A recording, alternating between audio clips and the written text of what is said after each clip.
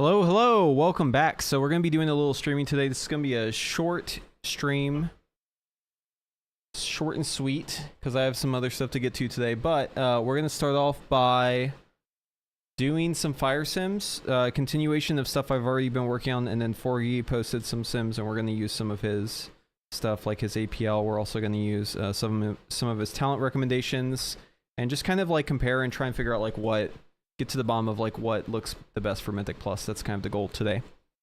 So that is what we'll be up to. And I'm going to be putting these into like a visualizer so that we can look at all of it and, you know, it'll make sense in a graph form.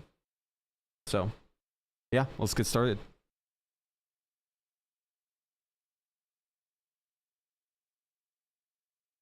How's it going, Jets?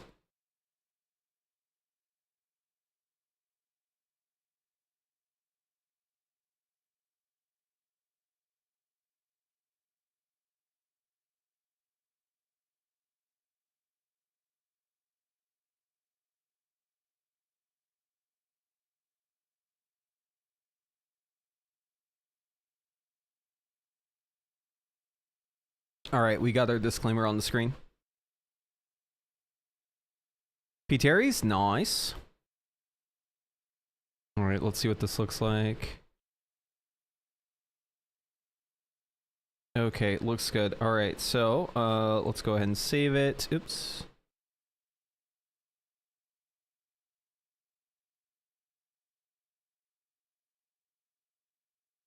This will be our single target one.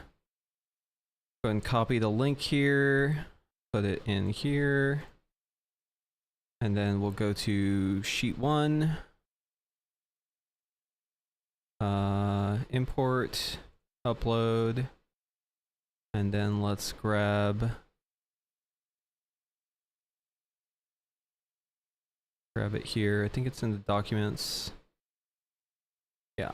Here we go, and replace current sheet, import data. This should have a couple new entries. Okay, we'll have to add these in.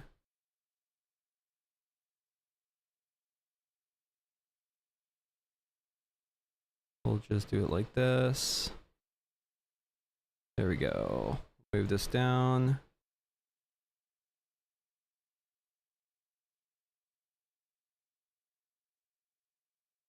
Drag all of these lower down. There we go. Okay, that way we can start adding new entries, and then let's also update what this chart is looking at. So this is now going to 23. Okay. All right, good. Okay, next up is 2 target.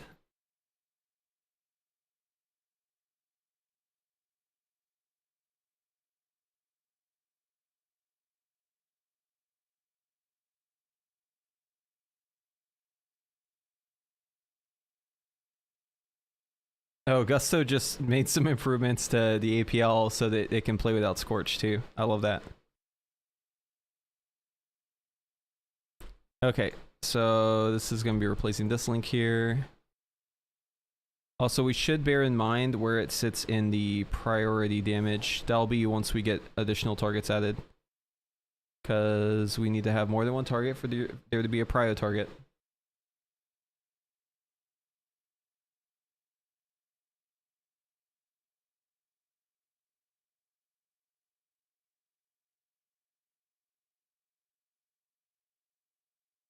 How's it going? How's it going? What's up, Michael? What's up, Vladimir? Yo, is there any hope for Frostfire fire buffs? I like it more than Sunfury. You and me both, man. I think there's a pretty good chance. I mean, like, let's look at the numbers, yeah? So in single target, Sunfury is at 6 million, Frostfire is at 4.9 million. That's a big gap. To me, that means that there's probably going to be a change. I don't know. It depends. Does Blizzard want things to be super imbalanced, or do they like to have things be balanced? I don't actually know the answer. Here, let's watch this real quick. This will give you some insight into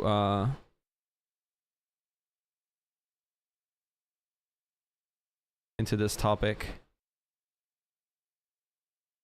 Where's the clip? I want to see. There's a clip from this interview where he talks about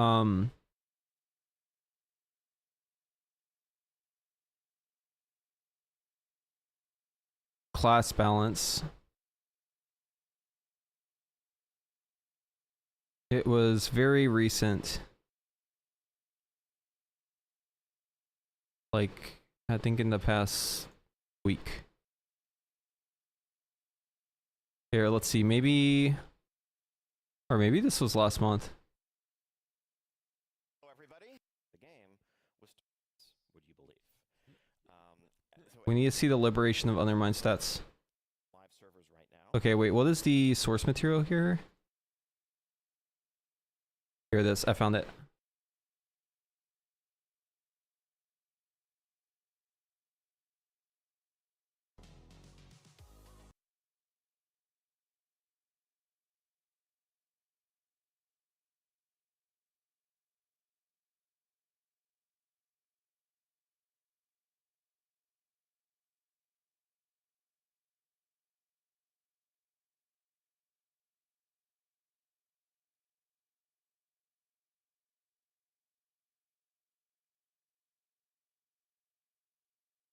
Percentage to make them right. All right, moving on to craft. The raid scene wasn't really back, and what we were seeing and hearing from our players as we went through this journey with them. I feel like it's really soft. Hold on, let me turn it up. Doesn't mean that one is better than the other. Each was right for its time, for its place. Here's the part we want to talk about. A game with a 56, 57% win rate, or one with a 43% win rate. Those would be like crises that needed to be addressed immediately. And yet, this continued this way for 10 years and self-corrected. Imagine what might have been different if there were a designer actively trying to balance these numbers. Again, if you're thinking about this, from the perspective of trying to find a perfect solution, you have to understand these are dynamic systems, and that may not be possible because just by touching it, you are in fact altering the problem itself. One last piece of data here. So here it is. This is a comparison of damage done by all of our different classes in our Cataclysm raid. This is Cataclysm Classic that's on live servers right now, but it's the 2012 version of our game balance and game data exactly recreated. This is the modern raid in the 11.1 patch in War Within, the Undermine raid. It's really cool that we can see that by having Classic, like just seeing the tuning, but like look at the difference here, right? This is Liberation of Undermine. Look how close these are by comparison. That was then, this is now. That was then, this is now.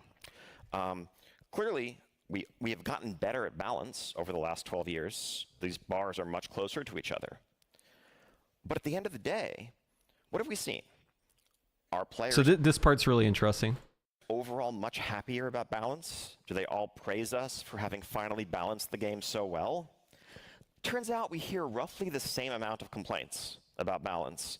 And at the end of the day, we've seen no indication that the player who is at the bottom of this list is happier that they're only 4% behind the player at the top than they were 12 years ago when they were 10 or 15% behind. Last is last. And so that brings me to the next point. When dealing with people, when dealing with players in a community, perception is what matters. I think a secret for any balance designer, in my opinion, is that in a live game, you're not actually balancing numbers. Your goal is to balance how people feel about those numbers and how people feel about their time playing the game. That can be a much more challenging task than some math. If someone feels like their class or their champion or whatever is weak, that's how they feel. And it doesn't matter whether they're right or wrong. If a systems designer were to come along and say, actually, your class is in the top third overall. Do you guys think that this is like a way to like posture the say like we're abandoning trying to balance things, or do you? I don't know. I honestly have like mixed feelings about this. Like I'm not sure like how I can interpret like this sort of talking, because to me it just seems like I know he's giving like a conference to other game developers, but it almost seems like laying the groundwork for like having worse balance, like saying. I mean, I'm sure they're not going to do this, right? But just like saying like, oh, yeah, actually balance doesn't matter. People feel the same way. Like to me, it almost feels like just kind of like giving up in a way, you know? So I hope that that's not the case. Anyways, the reason why I wanted to pull up that clip is because I wanted to show you what the current conversation perhaps at Blizzard is, right? Obviously, you know, very high profile person talking about balance not really mattering because it ends up being the same could indicate that they are shifting their posture on how tuning works and how they want to balance the game. It could also be that they just want to bring it up because it's just a novel concept, right? So maybe I'm reading too much into it. But yeah, stuff like that does give me some pause. So yeah, interested to know what y'all think of that. That's why I showed it there.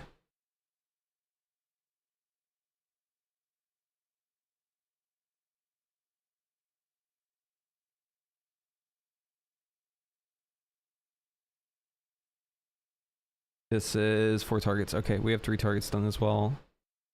We need to import. This is new.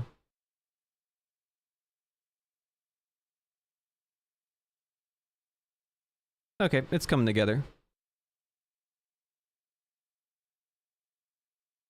New PTR tuning when? I know. It will probably be today, honestly. Personally, I wouldn't read too much into it in terms of their approach to balance and WoW. Yeah, I mean, you could definitely make the case that, like, they're probably not going to change how they do things just based on, like, vibes on one individual example, but I don't know. I think it's interesting to see what the conversation maybe is looking like. But I will say, like, overall, I mean, tuning is a much better in this game. I think you have to be someone who pays close attention to it to really notice it and, like, say that it's better. You also have to be around for a long time. I think a part of the conversation that's maybe missing from this from this interview is just, like, how many players now just, like, weren't around for Classic or just, like, did not play Classic. Because I feel like maybe it's harder to know how much better tuning is now if you just haven't played WoW for, like, 20 years. You know what I mean? Because the people who are going to notice the most are going to be the people who actually were around way back when.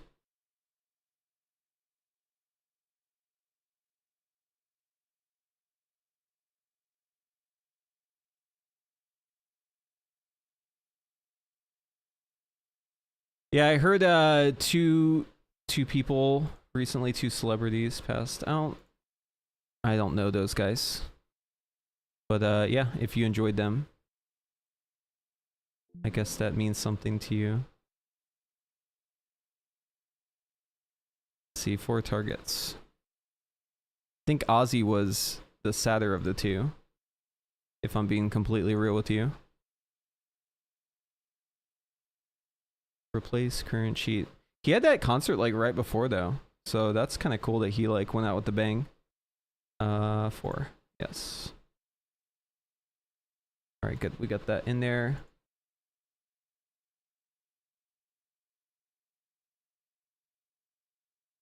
Ozzy lived a long life and a lot longer than a lot of people expected. Yeah. I'm not saying he went too soon. I'm just saying that I don't think I really lost any.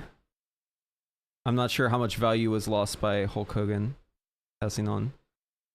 Perhaps some value with Ozzy. But I'm not really a fan of either, so my opinion isn't really not super relevant, I guess. Bouncing could be shit and people wouldn't know. People would definitely know now. Back in the day, people wouldn't know. Yeah, that's true.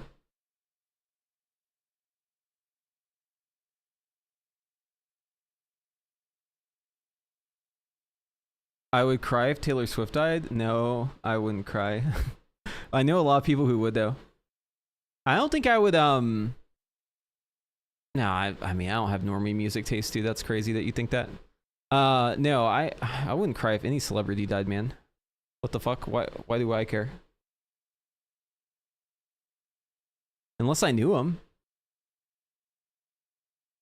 Maybe if, hold on. What celebrity would I actually care? I have to think about this.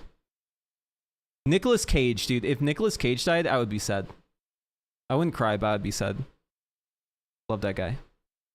Such a, honestly, like, one of the best actors ever, and, like, so underrated. I think people, like, really sleep on Nick Cage because his acting style isn't, like, realistic. He's got like a whole different style he does, but I love that guy.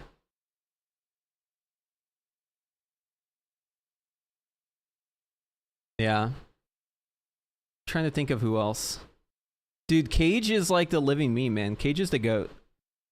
People sleep on Cage, dude. Cage's acting is insane. Have y'all ever done the challenge, the year in a cage?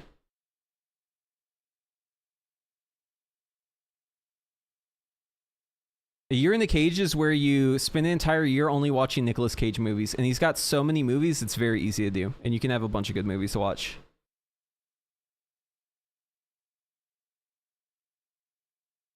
One time we did a Nick Cage day. It was a day in the cage, and we watched like 6 Nicolas Cage films. They were all different genres, all different eras, and different levels of success based on box office performance. And one of his best movies, I swear to God, you watch this movie, you will fucking laugh your ass off if you have a good sense of humor. It's Vampire's Kiss. Oh my God, that movie is so funny, dude. It actually spawned so many memes. If you watch Vampire's Kiss, you'll realize like so many memes came from that movie. So many that you use all the time in your GIF reacts.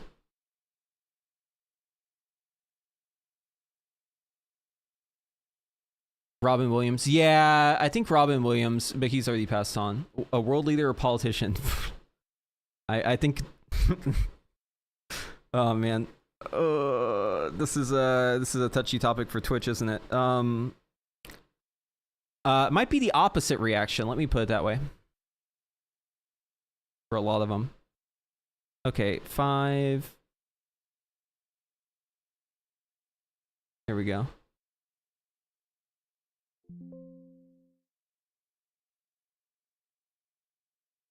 And then we need to import this.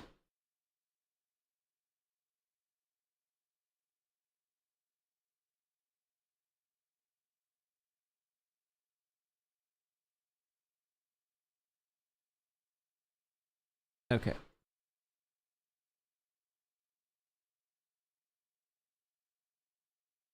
Yes, I will shed so many tears over the elite in our world passing on. Yeah. That's me. That's definitely me. 100%. Yep. You know me, I just love those guys. Do you believe if we didn't have access to balancing number sims, DPS charts, etc., people would be more willing to play the spec they enjoy rather than what's meta going to get them invited? It's just an impossible question to answer because that's just not realistic. That's like saying, it's literally like a necessary thing, right? You cannot have a game without it. It's as necessary as eating is necessary. And it's as natural as that for it to come about. I don't think you could ever have a game where people didn't care about performance, where the game is hard. The only way you can have a game where people don't care about performance is if the game is piss easy. So it would have to be a different game. I don't know if World of Warcraft would ever work for that, you know what I mean? Because they would have to water it down to the point where like nothing is challenging for people to not care about performance.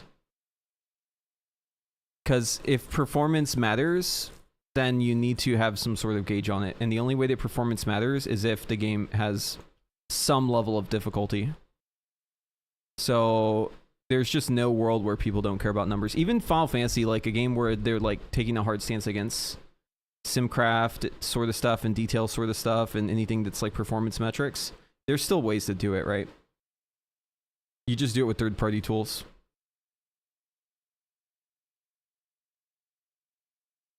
Yeah, there's a competitive aspect that's like really hard to avoid. Which Twitch? Oh, I mean, a lot of Twitch streamers I'd feel bad, cause I actually know a lot of them. Like that's different, right? That was my point. Is that like I don't know. I've never really understood like getting super sad about like celebrity deaths because I don't know those people. Like maybe if it's like a really good person, right? I think Robin Williams was a good example. Whoever said that one, that's actually a valid one, and it has made me rethink it a little bit. But yeah, I don't know. I think for most of them, it's like, yeah, they had a pretty good run. I don't feel bad for them. They probably had a really good life. All good. Yeah, I've heard about Bruce Willis.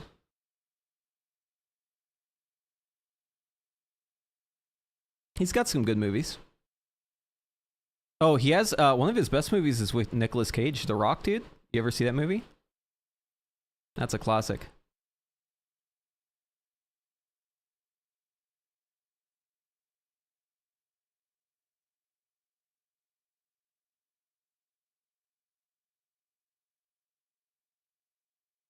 I'm gonna keep this going. This is actually interesting. Is that going to make them? Is that going to make the player suddenly reevaluate their performance or their experience when they see themselves lagging behind or not being invited to groups? And in the modern era, it doesn't take a whole lot to make players feel weak or not feel great about where they stand. Right? The first thing any content creator will do whenever there's any game or a new patch or an update is make one of these wonderful tier lists. Yeah. And players will instantly feel that sense of dismay when they see the thing that they prefer, F tier, D tier. Oh no, dude. He's on to us. Holy shit. And they're not going to feel good about it. So what do we do if balance is impossible? How do we drive perception? I think the biggest thing that we've settled on is rather than seeking a static answer, rather than seeking moving to an endpoint, making frequent touches. Now, whereas in the past we used to do balance patches every few months, probably every 2 weeks or so now, we release a major hotfix that tweaks a number of classes and their abilities in different contexts, with the goal being making sure that we can reassure players. Wait, when did this become 6 minutes? Hold on. Oh, okay. Okay, actually this one's bad. We gotta redo this. I clicked the wrong one. It was supposed to be this one, 6. Okay, let's rerun this. Players, that if they're on the bottom right now, that's going to change pretty soon.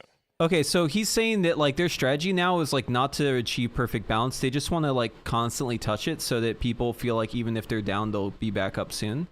That's interesting. Maybe like for Arcane, they do that a little bit too much though. I think it might be like for certain specs, I think it gets a little bit too much attention because it's like for certain specs, they can't really tune it without changing the gameplay, or at least they could, but they just don't. Like maybe they don't know what they're doing, or maybe it's like they just don't bother. But like with specs like that, where you have to like constantly change the conditions for how you play, especially when you have an ability that's modified in so many different ways, like Barrage is, it becomes like actually the opposite effect. I think it's like exhausting. This is something I heard from many of my students whenever I was doing coaching for Arcane in The War Within, especially Season 1, is there was just like a general sense of exhaustion from the amount of times, and maybe you guys can weigh in on this too, but there was like a general exhaustion with like how many times people had to relearn Arcane. And I actually know of a few players, and I say a few, it's like probably over 10, who actually quit playing Mage because they got fed up with the fact that they had to relearn different Arcane Mage rotations every week.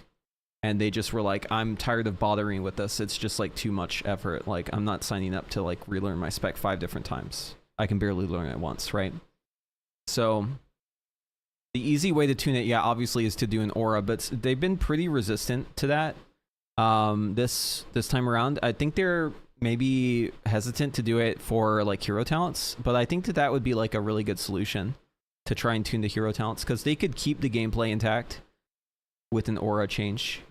It's weird to me that they don't rely on them all that much. I mean, they do like later in the season or like once it's out, but like leading up to it, they'll like make a bunch of crazy changes. Maybe Arcane is just like an outlier in like a sea of changes, and maybe it isn't a good indication of like their overall strategy, but whenever I hear him say that about them wanting to change things a lot as a strategy to try and combat people's feelings about tuning, immediately my mind goes to how it could backfire, and Arcane I think is the poster child for that. And if they're looking at whoever's the top dog, thinking that maybe they should re-roll or change their playstyle to the flavor of the month, that, you know, actually Blizzard's probably going to fix that soon too. I should just kind of stick with what I enjoy, and it'll be fine. Are we perfect in this? Do we always achieve our results? No. But this is, you know, what we aim to do, And this is the philosophy that guides our balance on a I think it's a good strat though. Like I think they're smart for doing that, honestly. And like I think for most specs it probably isn't like Arcane. Arcane's definitely like the exception, I think. But yeah, I don't know. Curious to know what y'all think.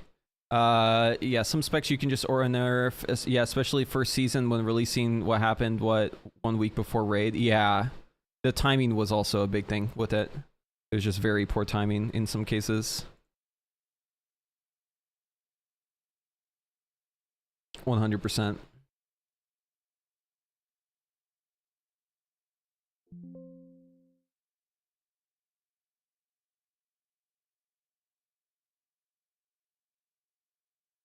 on a day-to-day basis. And really, that what this is about is maintaining players' trust and confidence in the process. And that is, when you can't always be right in every situation, the most important thing. For any live game, for any ongoing game, trust is the fundamental currency of the entire ecosystem. When we ask players to spend time in our world, we're asking them to spend the most valuable thing they have, their time. What's the fire stat for 11.2? Depends on what hero talent. So Frostfire kind of shakes things up, but it's not very good right now. We're watching this interview about, or this presentation about tuning, to get some insight into Blizzard's strategy. But yeah, right now the tuning on Frostfire is like really, really bad, and the tuning on Sunfury is good, and the tuning on Frostfire Frost is good. So it's kind of a weird problem that they have where they need to just adjust Frostfire Fire, but they basically have two different ways they can go about it. Either they can just do an aura buff on the hero talent itself, or like buff the tier itself. That would be a good solution, but it would make the tier inflated, or it would go against something that it seems like they don't want to do, right? They don't seem to want to add auras to the hero talents. Alternatively, they could just change fire by reverting the buff to Pyroblast and then doing it in some other way. This would also be negative because it would impact Sunfury. So I'm curious to see how they do it. And I think that they definitely have a strange problem ahead of them. There is a secret third option though. They could just say, we don't care.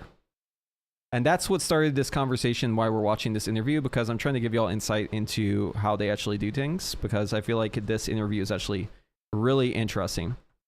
Probably one of the more interesting WoW interviews that's come out recently. It's from 2 months ago. This was at some Nordic game thing where they were talking to, I guess, other game devs about their strategies for how they, do design and stuff. Time with us. And I think, if you look at the discourse around whether a game is a dead game online, which is everywhere these days, I think at the root of that is players' anxiety that maybe their time is being spent in a place that in the long run will be unwise, that they're going to regret. And certainly if it feels like a development team is out of touch and isn't going to look after their interests, isn't going to respect their time, again, why would they spend their time there? And so maintaining trust through everything we do is absolutely essential. We know we're not always going to get it right. Sometimes we're missing some piece of data. Sometimes we're just going to make the wrong guess as to what players will do in response to something. Oh, sorry, I didn't actually answer the question. Frostfire likes crit now, haste and crit, and Sunfury wants haste like to the moon. Like it still wants haste like all the way. I think the distribution right now for Sunfury that you're looking for in patch 11.2, obviously, just run your top gear to know what's the best gear for you always. But I think the ideal setup has around like 50% of its total stat allocation put towards haste, which is a crazy amount. I don't know of any... There's not many specs where you want to go all in on one stat like that. So Sunfury like really, really, really wants haste, which is definitely interesting. But yeah, that's kind of what it looks like. I hate it having to re-gear when shifting different talent trees is obnoxious at best. Yeah. It's actually not too bad in this next year because most of the different setups like just require changing your jewelry. So many of your slots are locked in. Keep that in mind, guys. You've got your embellishments, you've got your cloak, you've got your boots, you've got your tier gear, you've got your trinkets. Those are all locked in. Really, the only slots you have to play around with are like necklace, rings, belt, which you will replace eventually, but right now you're using the special belt. like stuff like bracers, but that's probably an embellishment piece. So like you really don't have that many slots to even mess around with. So overall, like your gearing shifting shouldn't be too bad. But I think you mainly just would swap the jewelry out, right? Just swap the jewelry out. I think pretty much as long as you have like a nice high haste setup, and then you just have like really good jewelry for haste and really good jewelry for not having haste, I think that covers all your bases. So really you just need like a backup necklace and backup rings, and you're probably set. It really doesn't take that much effort. I think it's actually easier than like ever before to swap around as a mage, because so many of the specs kind of want like the same base stats, and then you just need to change the stats that you place on top of those. And in the case of Sun Fury, it would just be adding more haste, right? In the case of Frostfire, adding more crit, stuff like that. So I think it actually works out pretty well overall. Something that we put out there. Sometimes, given the diversity of our community, it's literally impossible to please both sides. If there are two groups that want literally directly opposing things, we're going to have to disappoint one of them more often. Any idea of how AUG will perform in the raid? It seems pretty good right now. And also another thing to keep in mind when it comes to AUG is that AUG really loves damage amps. And this raid coming up has a lot of damage amps, like a lot of them. And they're really strong damage amps. The stronger and the longer and the better it lines up with 2 minutes or 1.5 minutes, the better it is for AUG. So I would say that, generally speaking, AUG is in a pretty good place going into this tier. I think it actually is going to perform well in the raid. I think you'll play Chrono Warden. And with the damage amps, if you line up your Breath of Aeons and have everything up for the damage amp, I think it's going to perform really well. Wasn't there a person in Discord who basically said max haste, that Sun Fury wasn't enough to make you Yeah, it's not about being though, it's just about how much it wants. Like how much it continues to be a gain over other stats. And yeah, Sun Fury Fire loves haste. For raid, when it comes to tuning, I mean, like tuning questions are always impossible to answer because sims don't really tell us enough. You have to get that hands-on experience. But I will tell you, based on my experience in the PTR and doing all the raid bosses and doing some dungeon testing and playing the specs with the different tier bonuses and then looking at how tuning has changed now that I played it all, and looking at how the talents have kind of like shaken up, I think if I had to choose one spec to play the entire raid in, and I couldn't swap off that spec, I was just locked in, like it was like the Shadowlands system, right? Where like you're just like stuck with whatever you pick. If there was one that I had to choose for the entire thing, I would choose Sun Fury Fire today. And that has changed recently, because before I would have said Spellslinger Arcane. But after the recent nerfs, I'm hotter on Sun Fury now. Sun Fury Arcane, Sun Fury Fire, but I think if I had to choose one, it would probably be Sun Fury Fire. I expect that I will play more than one spec though. It's not realistic to just assume you're able to just like lock in on one spec and play optimally on every fight. You can do that if you want, but it's not going to be optimal, right? So yeah, I think overall, like for me, it's probably Sun Fury Fire is the number one. And then number two for me, or number one depending on the fight, is going to be Sun Fury Arcane. I think that both of those are going to be really solid. So those are probably my top two. Damage amp fights do favor Arcane, yes. So that's the thing. Fire is like better overall, but it doesn't have the same funnel. It has some funnel, but it's not the same funnel. And it also doesn't have the burst that Arcane does. And again, this raid has a lot of damage amps. So that definitely favors Arcane on the fights with those damage amps. That being said, on some of those fights with damage amps, I think Fire will still perform at the same level or even better. And another benefit that you have as Fire, thank you, is that you have Cauterize, obviously. Yeah. What about Frost? Frost is good overall, but it just doesn't really, in my mind, it doesn't excel at anything, and also it's not very fun. And that's a big thing for me. I want to play a spec that's fun, and Frost is kind of like, I fall asleep. So yeah, not a huge fan of that one. But I think it's good. It's alright, like, I don't know. I want them to change Frost. I don't enjoy the current, iteration of Frost. It's not something I'm a fan of. More often than not.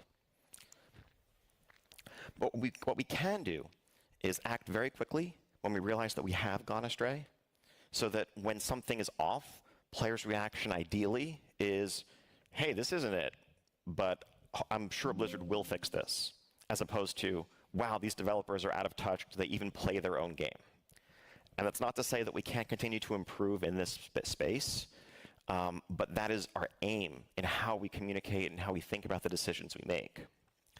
Transparency here can be really scary. Admitting that you were wrong, admitting that you missed something to a community when there's people looking to pick that apart is challenging, it is daunting. But in the long run, I think it's the only way to maintain trust, and you need to maintain trust for there to be a long run. Okay, that's actually really, I'm glad I watched more of this because I hadn't seen this part of the interview yet. That is really good to hear from them because it means that they are like going out of their way to try and, even though they move fast and they might make mistakes, to try and correct. So based on that, I think that there's actually, you know, if this is 2 months ago, I mean, there's got to be a pretty high chance they're gonna do something with Frostfire then, based on that. Unless this isn't, you know, unless they're just lying here. I mean, based on what they said, like, I would expect some Frostfire tuning then. Assuming that that's different than Sunfury, they might just be looking at Fire as one spec, right? I don't know. What do you guys think? Do you think that they look at a spec as just here's the spec, or do they look at it as here is this flavor of the spec, here's the other flavor? To me, I'm thinking more the second one because of how the tier bonuses work. Since it's hero talent specific on each individual tier bonus instead of being spec specific, that makes me think maybe that they're leaning towards the hero talents also trying to be balanced. It's a daunting task. I don't envy them for it. I mean, it's, you know, this is a lot of work for them to have to do, right? To get everything to be nice and tuned up, especially when they have these hero talent systems baked on top. Like, it's a lot. You don't think they care? Yeah, maybe not. They'll prioritize specs first, and if there's time to look into hero talents IMO. Yeah, they probably have some sort of time priority, you know? I don't know. How priority do you think is Frostfire Fire? Do you think it is something that they will adjust? Do you think it's even on their docket? It's got to be on the docket somewhere, right? But the question is like, is it high enough on the docket that it actually gets done? I mean, we'll have the answer probably either later today or tomorrow, right? Because I think realistically, there are 7 days left in total. If you exclude the weekend, so skipping the weekend, that we have opportunities for tuning on Frostfire, like big tuning. You've got today, and we still have a couple hours left right now in California. It's, you know, they're like midway through their workday, right? So they got like plenty of time still.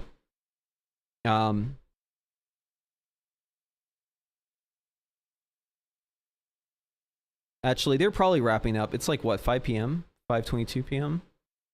Okay, it'll probably be soon if they come out with something today. But yeah, we have today, we have tomorrow, and then we have Monday, Tuesday, Wednesday, Thursday, Friday next week.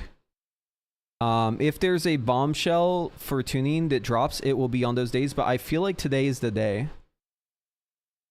In fact, I'm going to refresh Wowhead right now. I feel like any moment now we could be getting a tuning update. The cadence of it has felt like Mondays and Thursdays, and it feels like usually at the end of the day or at the start. Oh, am I backwards in Cali? Okay, so it is one. All right, yeah. So if it's, yeah, you're right. So yeah, their day is early. So we got like 4 hours maybe for them to drop a tuning update. 4 or 5 hours left today, and then we have tomorrow. Yeah, I thought it was one that I second guessed myself for some reason. Time zones are hard, man. I'm more expecting changes before Mythic release. Okay, so the thing that I've noticed, and this is also backed up by what they've said recently, is that they don't want to shake up the meta of where things fall in the list, if you're to like list them out too much, once the patch is actually out.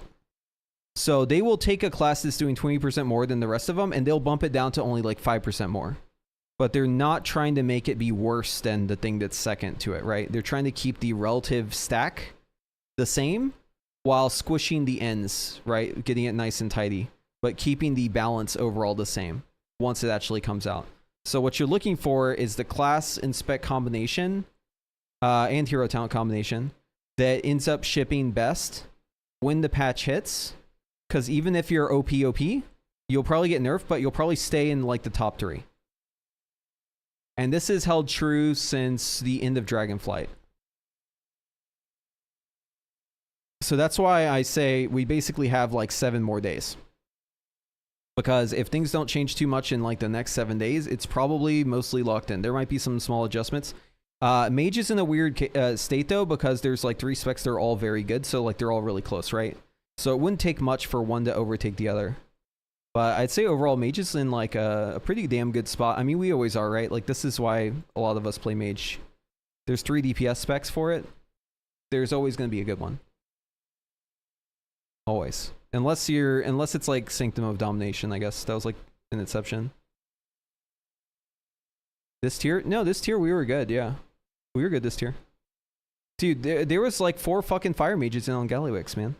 They nerfed it right afterwards, but like we were good as fuck.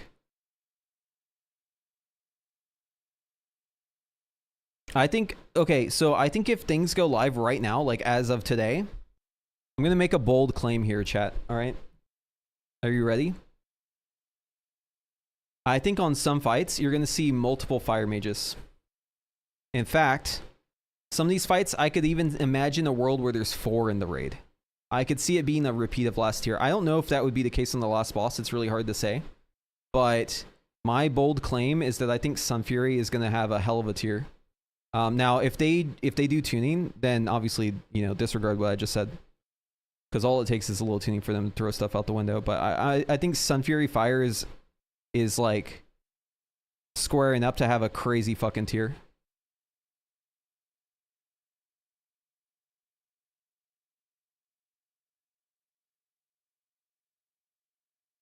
I think Sun Fury Fire Stonks are up bigly.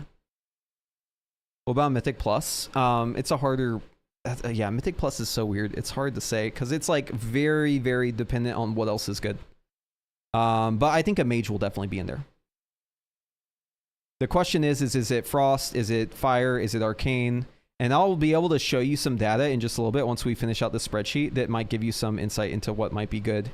Where I'll kind of like tell you what all this means because this is all just like numbers. Let me finish up what I'm working on here. I need to get all these in the chart first. And then once I fully update the chart, then I'll do my analysis on it for you.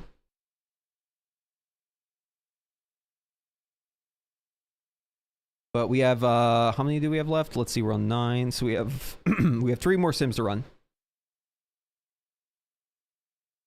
Yeah, I mean, but think about it, right? Okay, so a spec that strength is, it's really good at single target, it's really good at cleave, and it doesn't die. What boss is this spec bad at? There's an answer. But what is this spec bad at? In the next raid. Because it's kind of a generally good thing to have, right? The answer is... no, the answer I was looking for is damage amps. Because it's not bursty. Which the raid does have. That's like the one curveball. But it all depends on when the damage amps line up, right? Because the damage amp on its own doesn't necessarily mean that a spec is going to be like Dedge or OPOP, right? It depends on like how much the damage amp matters. If it's one of those damage amps where you have to push it with everything you got, or you just kind of slow roll it, right? What else is happening during the damage amp? And also, what the number is, right? And when it occurs in the fight is also important to note.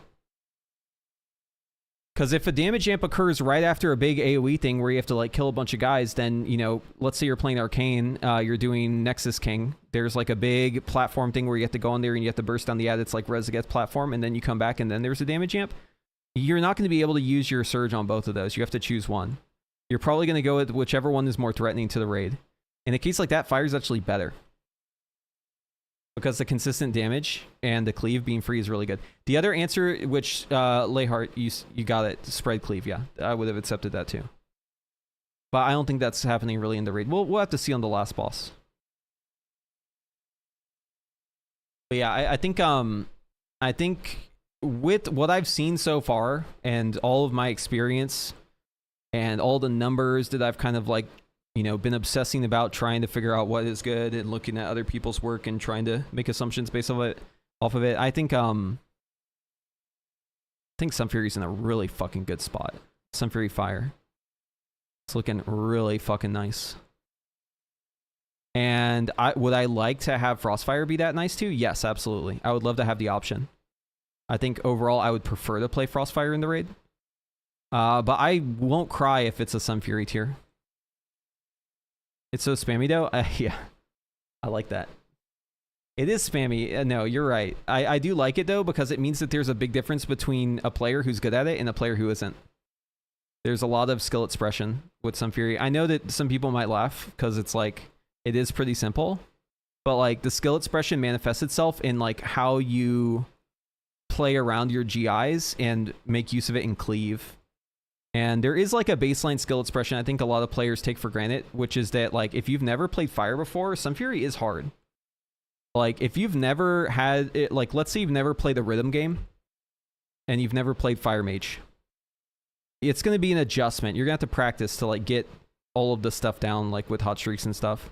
I think a lot of players take that for granted now because you probably used to it and it's just like second nature to you. But like teaching people that, I'm going to tell you from experience, I have had to devise methods and exercises. You could think of it like the fucking exercises you do whenever you're playing like football or whatever, if you're like in a sport.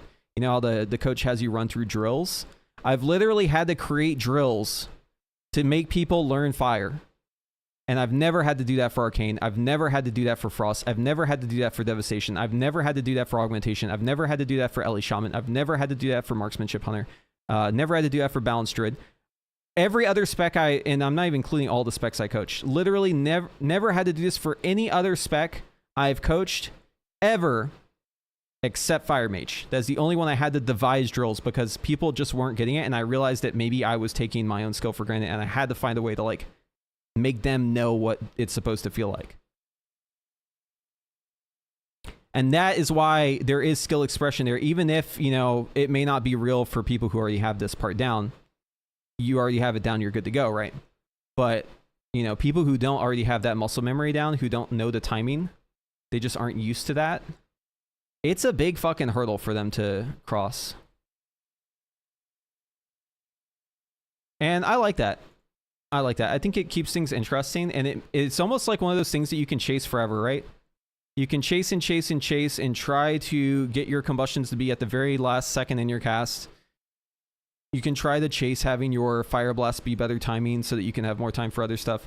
You can try and chase like never losing focus and like always doing well with your rotation. But I feel like as Sun Fury, there's like always something. It's true for every spec, but for Sun Fury, I feel it even more. Like there are pulls where I'm like really on it and I really feel it. I'm feeling myself in those pulls. And there's pulls where that's not the case. And yeah, I like that. I think it's a really nice feature of it.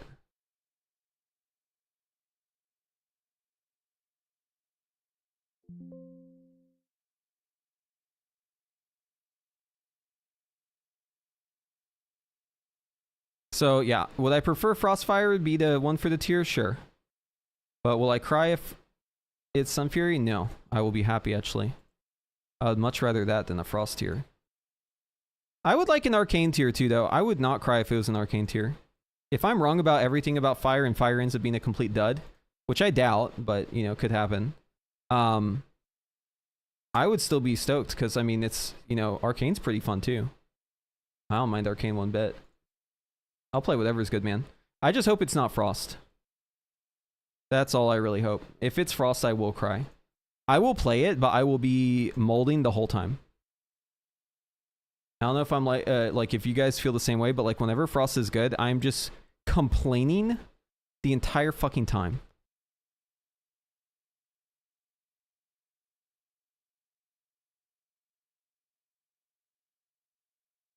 Like I will play it and I will do whatever I got to do, but I will literally bitch the entire time. You suck at DDR? Yeah, DDR, dude, Max, or like rhythm games are like really good to get some like experience with fire. According to Max, the best cleave meat grinder spec is Dev. Is that how the kill Anserac? The meat cleaver spec? Yeah, dude, Dev has got like crazy AoE burst. He's not wrong about that. Engulf go burr, dude. It's that the Fire Blast doesn't interrupt your cast. It takes me forever. It takes people forever to understand, yeah. GI is Glorious Incandescence. The timing in the sense of like, you gotta, so the thing that you'll realize once you play it, and maybe you know, there's a chance you don't even ever realize this. Maybe it just comes to you second nature and you take it for granted. But the thing that like you gotta teach people when you're trying to teach fire that is so hard to impart unless they know and they feel it themselves is how your spells line up with what happens after. It's where the delays fit, right? It's like, so here's a cast and here's an instant cast, okay? So the first thing you got to understand, and I know a lot of you are going to be like, well, this is super obvious, but like, I swear to God, this is like the hardest thing for people to understand. Okay, so if you have a cast, right, there's like a downtime and then the action takes place at the end. If you have an instant cast spell, it's flipped, right? It's, you know, the action takes place at the start and then there's a downtime afterwards, right? What you need to also include is the travel time. So like, let's say that the spell has a travel time, right? And it's going to vary depending on your distance to the target. But let's just say that like this is the travel time that follows, right? This is going to be, let's just assume it's consistent for your spells. The travel time on an instant cast spell is going to follow the action taking place, right? So in most cases with an instant cast spell, it's going to fall during the GCD. So in this case here, you have all this wiggle room to cue the spell, right? But like in the case of a cast like this right here, this is what you want to avoid. It's like not doing anything during this time. Because you may wait until here to do your hot streak, right? So like here's where your hot streak actually gets returned, and then here's where you do your instant cast if you're waiting on this travel time. But all of this here is missing. So it's like the cadence of knowing like when you need to fire blast, like in a situation like this, right? If I'm here and I don't have a hot streak, like I need to secure the hot streak here. That way I can put one of these on the end, and that way I can erase that downtime, right? Because now it's falling within the GCD. So now it's no longer a problem. This, for some reason, it's like the hardest thing, I swear, to like teach people is how to like line up your cast so that you always have that travel time, not creating downtime in your rotation. And it's weaving in those off the GCD cast to make that happen, or how you do your Phoenix Flames that really gets people. The number one mistake I see with new mages is they'll have a heating up and they'll cast a fireball into a Phoenix Flame. Do not. Right? You're just blowing your fucking heating up. There's a good chance you just throw away your heating up if you do that. Like, you really should avoid that, right? If you start the fireball already, like, you need to secure the hot streak during it. Or else because the Phoenix Flame is, like, weird. Phoenix Flame is a weird fucking scripted spell. It doesn't work the way normal spells do. It is a dummy spell that does nothing until it reaches the target, and then on impact it calls a script that does the Phoenix Flame splash. And because of that, there's a weird latency to it. That's why you feel like your Phoenix Flame is weird. That's why people don't like Phoenix Flame. Whenever they press Phoenix Flame and they're like, why does this ability feel off? What you're noticing there subconsciously is the fact that it's coded weird as fuck. Right? You as a player may not realize how it's coded from pressing it, but you'll notice that there's a strange delay in when it actually happens and when you get feedback from it. And that disjointedness of the spell hitting and then also the feedback delay makes it feel like you're lagging. It makes it feel clunky.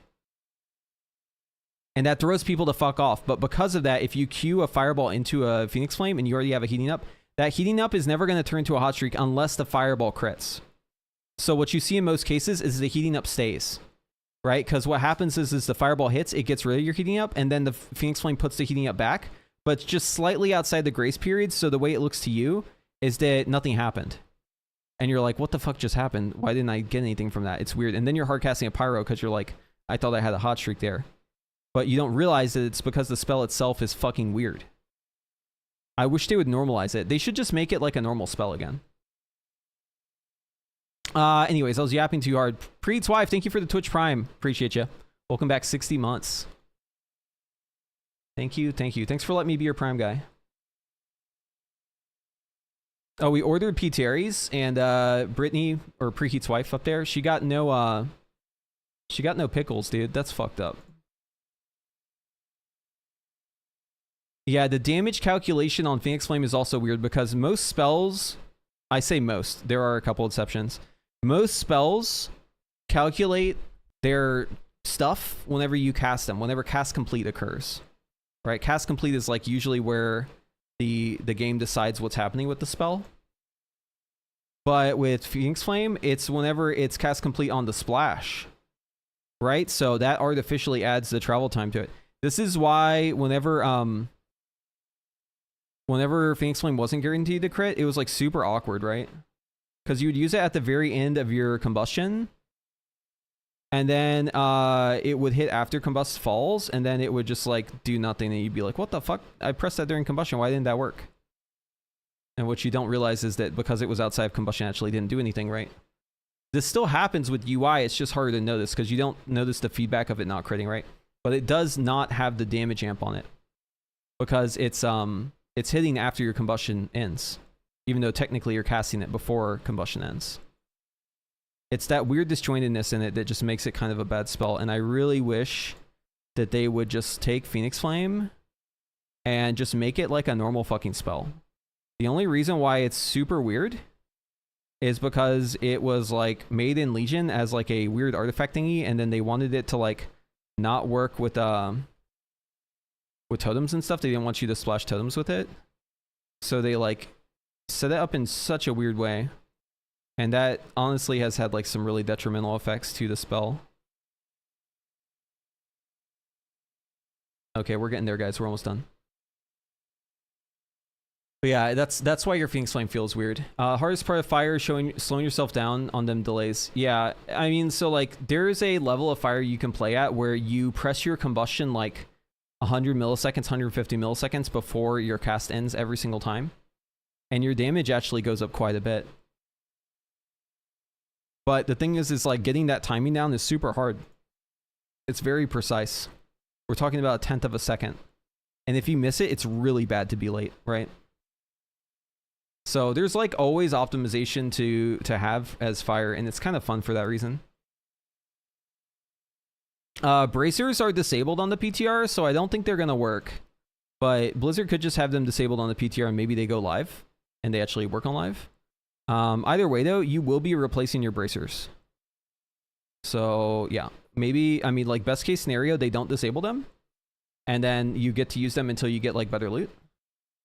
Worst case scenario, bracers are dead instantly, and then if you don't have backup bracers, you're fucked. So here's a PSA for you, okay? If you're in my chat right now and you play Mage, make yourself some bracers right now. Do it before it's too late. Make yourself some bracers or upgrade some bracers. Have a backup bracer for the patch.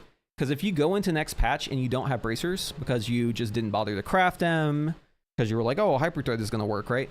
And you go in and you don't have Hyperthread working anymore, like that's really bad. They don't have stats on them, right? So make sure that you take care of that right now while you still can. Because once the patch hits, you're not going to be able to do that. It's going to be too late. So this is your sign. Go craft yourself some bracers. Give yourself options too. I actually have a couple crafted. I've got the engineering bracers. They're all haste for some fury. I've got crafted bracers that are haste mastery with the embellishment on them too. And I also have a backup pair of bracers that are just like raid bracers for arcane and frostfire. But yeah, give yourself options. Don't get caught out.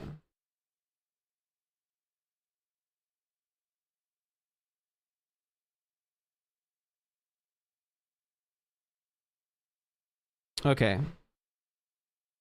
It's all in there. Now we just need to update this one here. Hold on. We need to...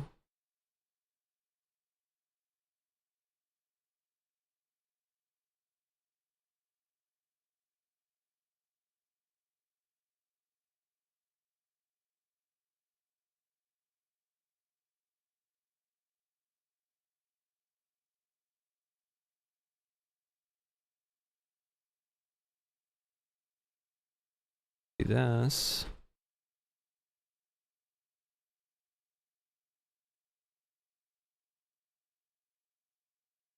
Okay, that's good. And then we need to add some rows below here.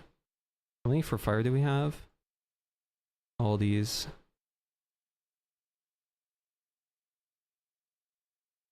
One, two, three. We need to add 3 more.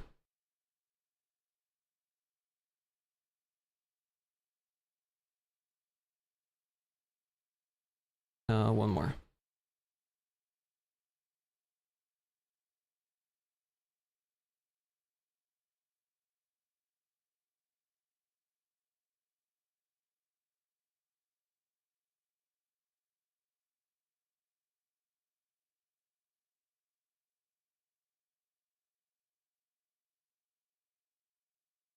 Wait, why is this not working? 17, 18, 19, 20, 21, 22, 23, 24.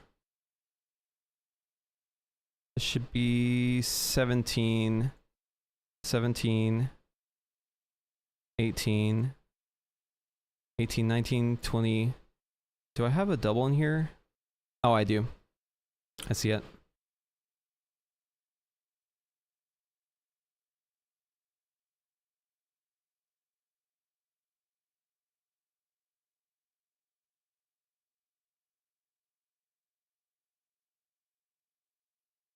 Okay.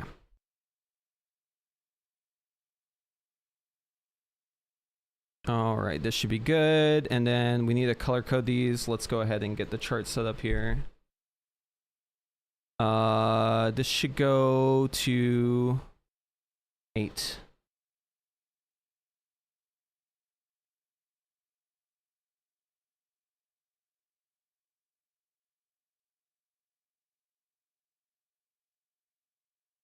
And then we need to give it the other series.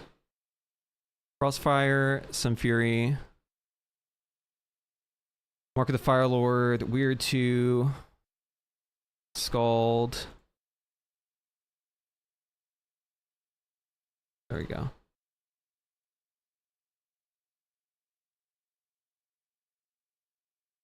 So this is Mark of the Fire Lord. We'll make it green.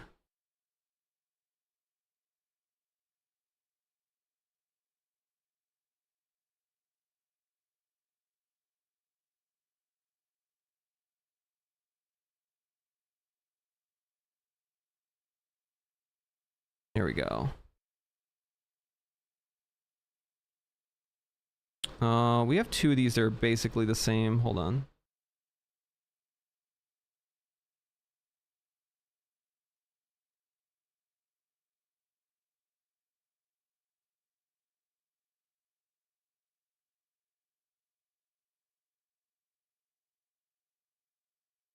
Okay. So Frostfire's yellow, Sun Fury should be light blue.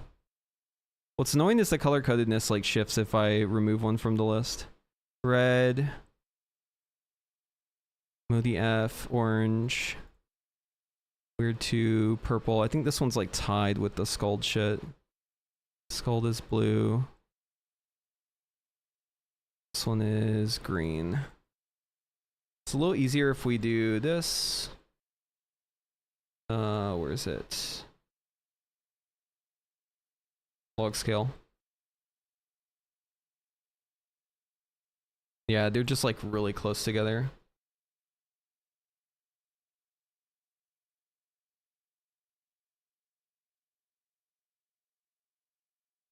Okay.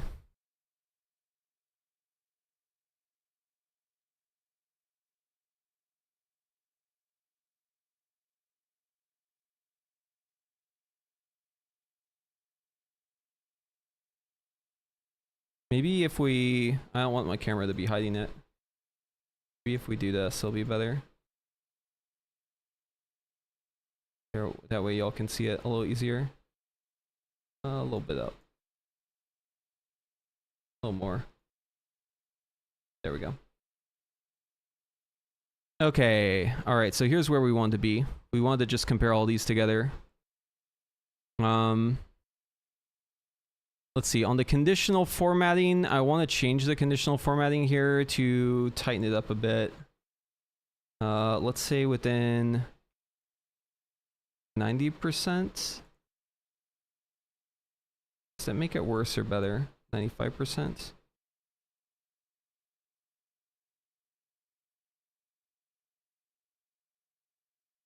Maybe 70? Try 50. Okay, we're starting to get some color there. Or we'll change the top color to like a super bright one.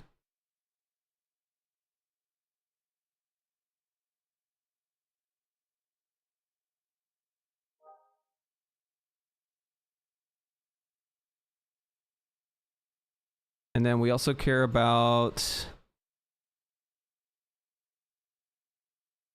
5 target, 8 target. Put this back actually.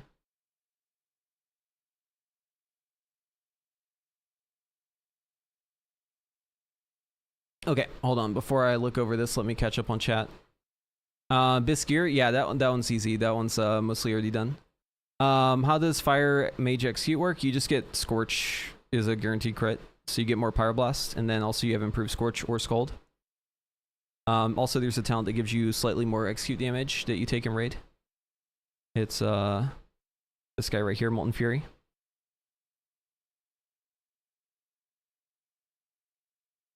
We're gonna have an update guide on Devastation Season 3? Yes, absolutely. I wish more content creators did this, made a whole sheet like this for every single rage DPS from the start of the War Within. It's a lot of work, man. That's why I don't do it. The thing is it's very easy to be wrong about this. Okay, let me give my disclaimers. So real quick.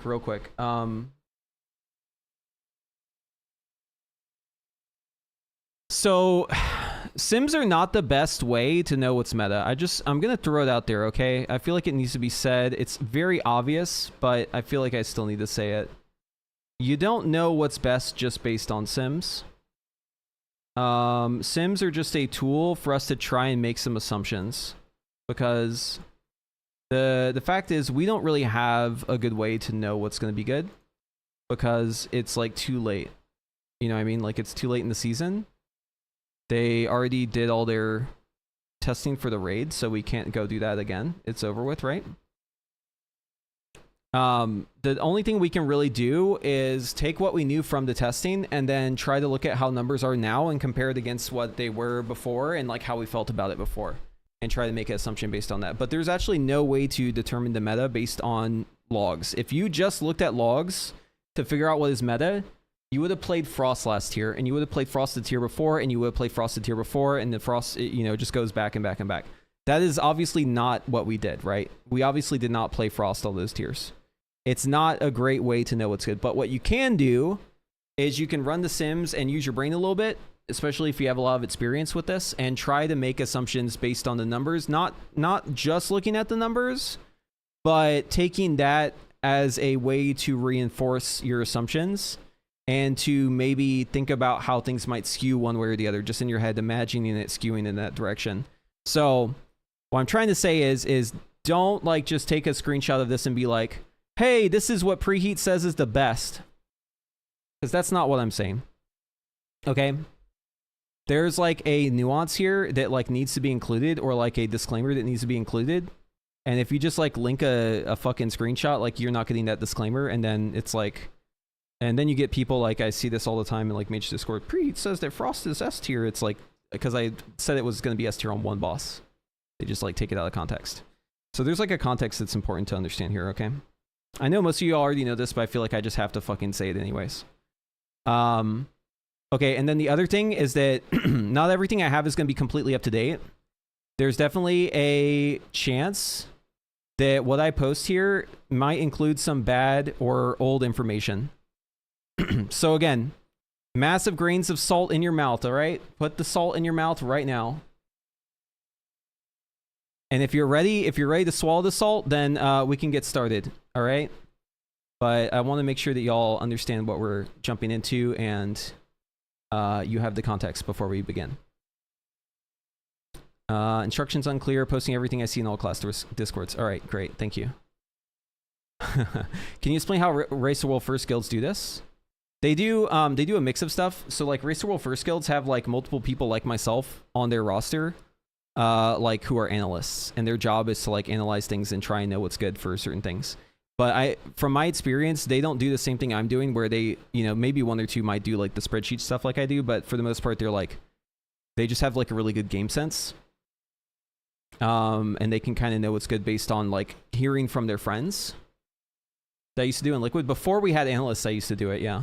I never did it as an analyst, but like back in the day, we didn't have fucking money to toss around on analysts, so we had to do that shit ourselves. Right? The raiders would do that. Not every good raider like knows what will be good in talents. They may intuitively know how to play. They may have good things that would like change how the sim plays and like improve it.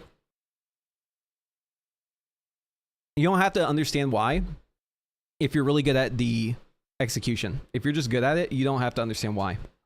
You can just be told what to do and just instantly do it. It's a different skill set. It's like the difference between a person who like understands how to repair their car versus a person who can race it really well. Some people can do both, but some people might be better at one or the other. It's rare to find people who are like the full wheelhouse. I would say once upon a time that was probably me. I was probably the full wheelhouse for a bit. I've gotten a little older now. I think like my play has gotten a little worse, but I make up for it with just like sheer passion and knowing things. And that's where I gain an edge, and I'm still able to perform well because of that. There are some areas I think I've gotten better at the game even now than I was whenever I was doing World First stuff, and there's other areas where I can definitely tell I'm worse. Like I'm a little washed in some areas. It is what it is, guys. Aging is just like a natural process. You are blessed if you get to get old. All right, getting old is like a fucking privilege. Some of you in chat will know how old I am, but I bet a lot of you would be surprised to hear it. All right, here, let's see. So, anyways, enough about that topic. Single target, yeah, Sun Fury single target talent's obviously very good. We have a couple within striking distance. If I were to, I kind of want to add another dimension here. Let's move this down. I'm gonna add percentage diff equals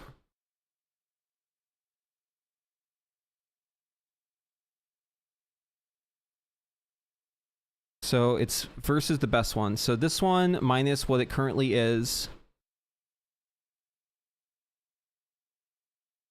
divided by this.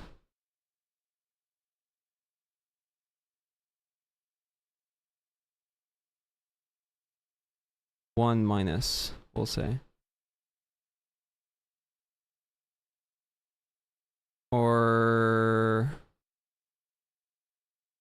actually, I want to know the difference. So we'll say -1 times.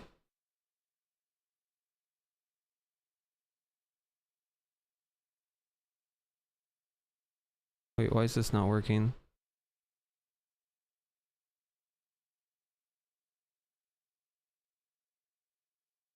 Hold on, I gotta check the... Oh. We need to add a number sign here too. There we go.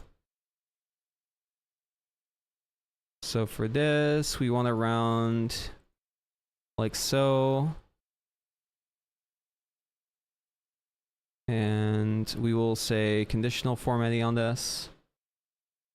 We'll do color scale, red.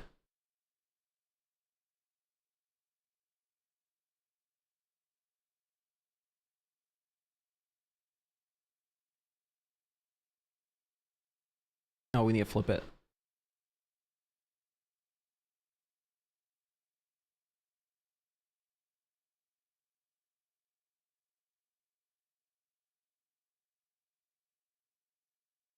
Okay, so that way we can see the difference here. From the highest one to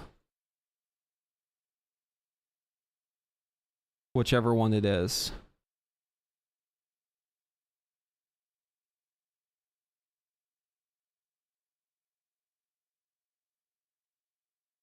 Okay. Cool. That gives us context for single target. Oh, also this chart is not happy. We might actually include this as a separate one. Yeah, let's move it down here and then let's delete this column because it's fucking up my chart.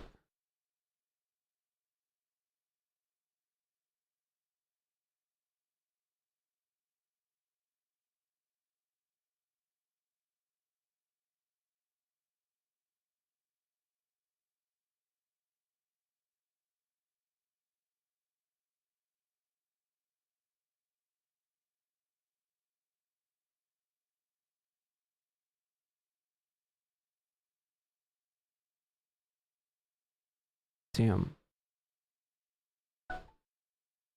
Actually, I have a better idea. I'm just gonna do this on the one.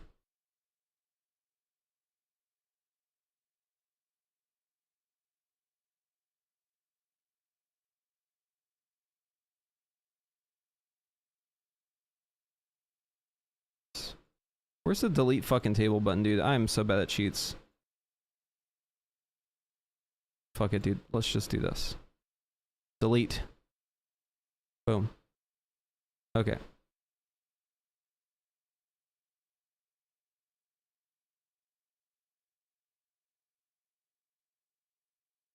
There we go.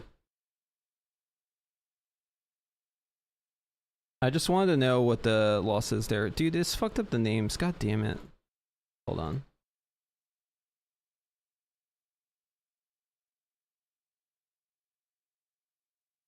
Why? No, I don't like any of this. We're just going back.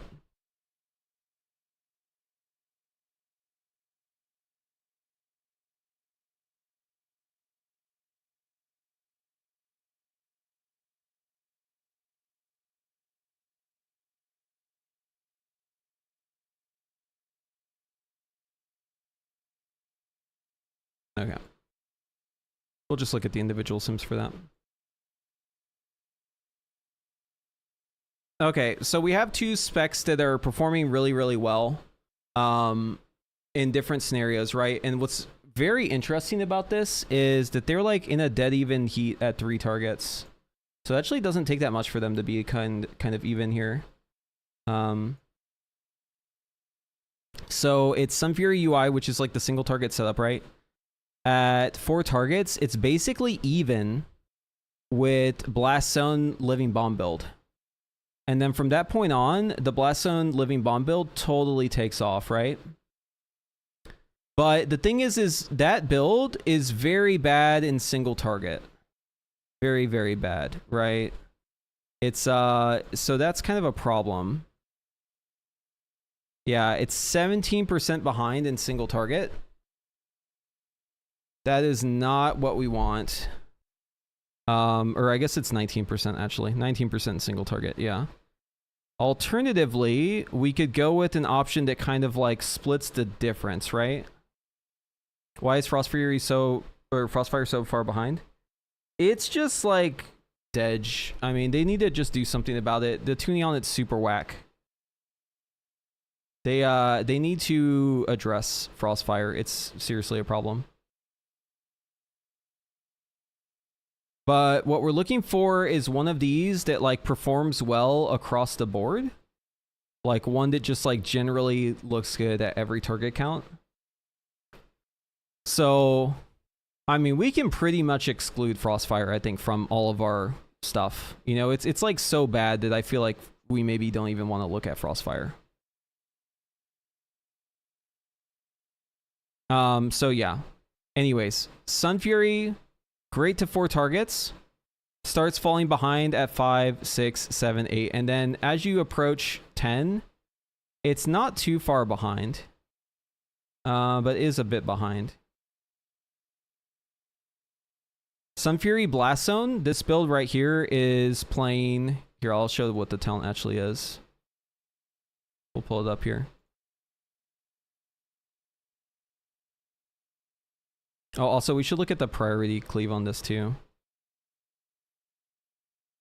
Yeah, I mean, it's not good. It's literally last. It's flame striking. This is the talent build. So it's dropping hyperthermia, but it's taking Pyromaniac because the Pyroblast buff, and it has Master Flame, it has all the Living Bomb shit. So that's the setup for this one. That's actually probably not a good option, unless the key is like super duper small. Because the single target damage is really, really bad.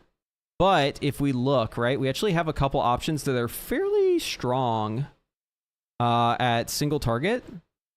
They don't lose that much in single target. We're talking in the ballpark of like 3 to 5%, 4 to 5%, somewhere in there. And then if we look up at, 10 targets, right? We actually have, it's actually not that bad. We have some like good options here. We'll do this right here. Edit. Actually, I'm just going to grab all of it. Fuck it.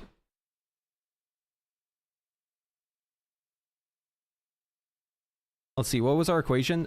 This is equals this with a number sign minus this divided by our top dog times -1. That was our equation. Those numbers should stay the same.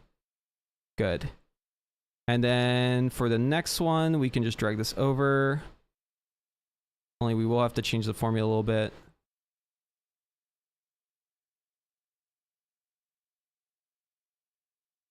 Nope, it's still the top dog. Okay, we're good there.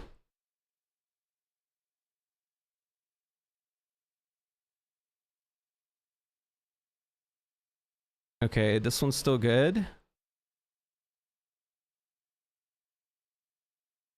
All right, on this one, we do have to change the formula. Because now we're comparing against... Actually, I kind of like comparing against single target. No, we shouldn't do that. We should do it against the best one. This is E4. Yeah, E4. Okay, so we'll swap this out for E4. Boom. And then for all the rest of them, it's going to do the same thing.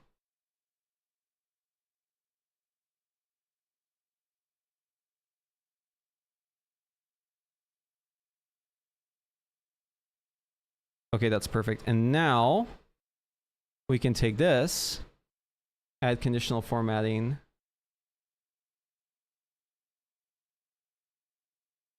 And we'll say color scale, red, color scale, red. Can you copy conditional formatting? Is that possible?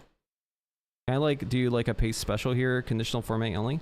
Oh, poggers, dude. Okay, love that. Wait, why didn't it do it that time? Paste special, conditional formatting only. Oh, it didn't work. Hold on. Copy. Paste special, conditional formatting only. Wait, is it adjusting the other one though? Oh, it is. Okay, I don't like that. Hold on, we gotta fix that. There's actually a better way to do this, I think.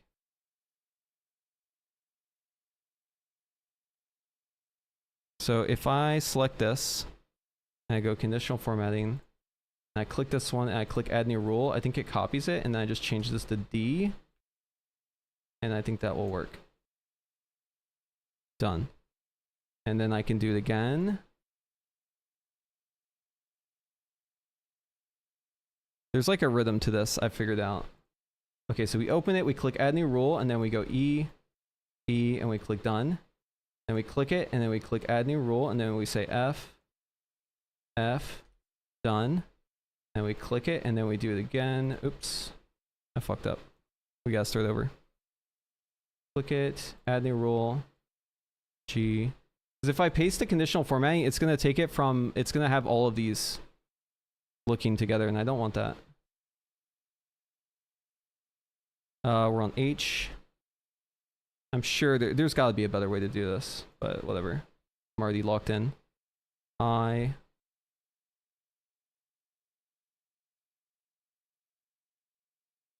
J.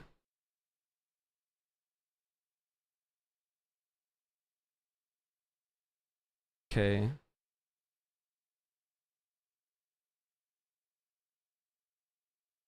L.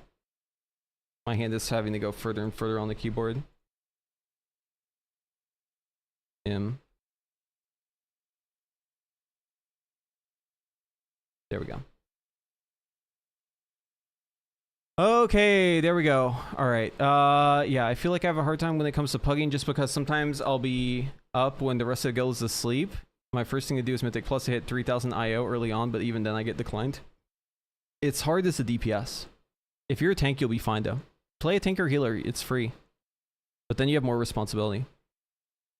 If you're playing a DPS, you need to have like friends to play with, or else you're just gonna suffer.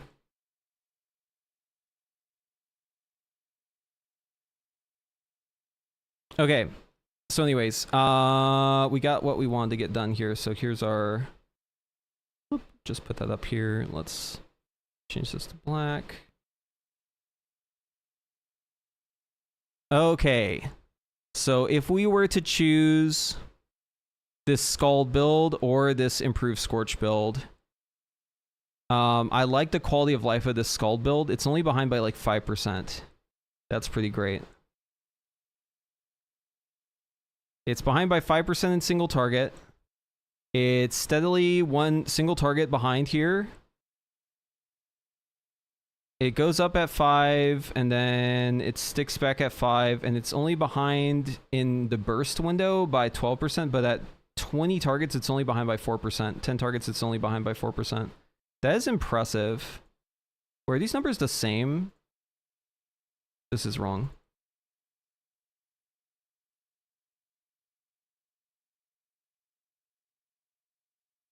Oh, we gotta fix this. This was on this sheet.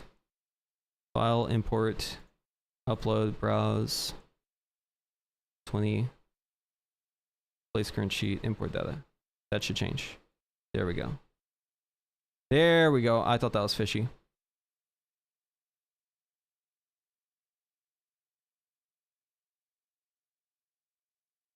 The rest of this looks good. Okay. So, yeah.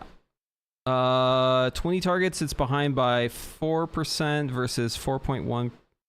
4.1 versus 4.4. I honestly think it's like worth it, man. I mean, the Scald is like a little behind in single target, but that feels like pretty good. This one too. This one's actually pretty nice. This one that Forgy posted, it's only behind by 3.8% single target. And then over here,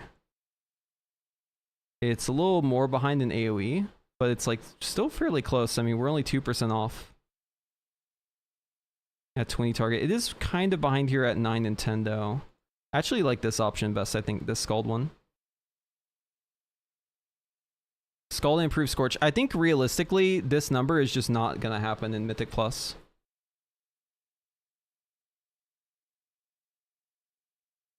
Because in Mythic Plus, you're not going to be able to play around Improved Scorch as well as the Sim is doing it.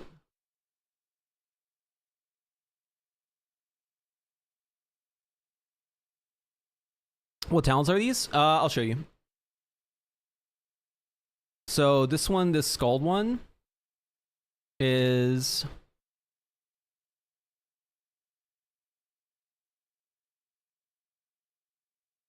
Here, I'll just add a little image so you can tell what they're supposed to be.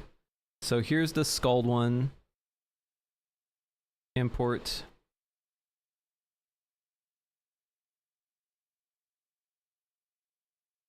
We'll just take a little image of it. Oh.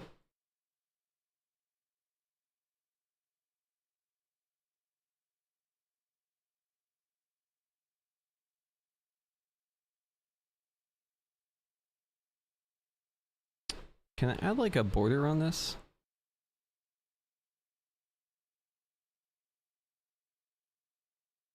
But yeah, so this one is Mark of the Firelord Scald right here. And then BZ and Plus, let's grab that one next.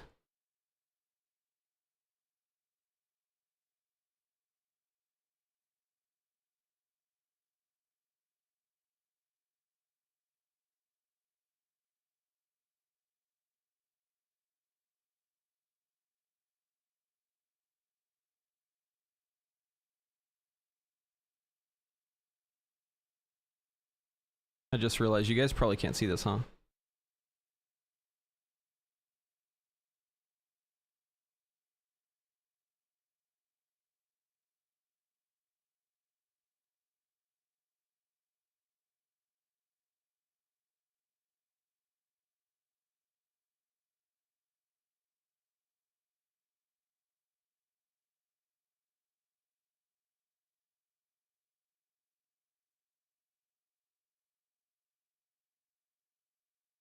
And then the only difference between this one and the improved Scorch one is that this talent goes to improved Scorch instead of Scald.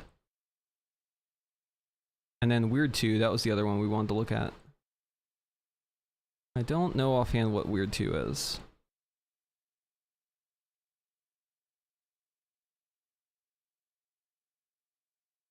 This is one that Forgy had.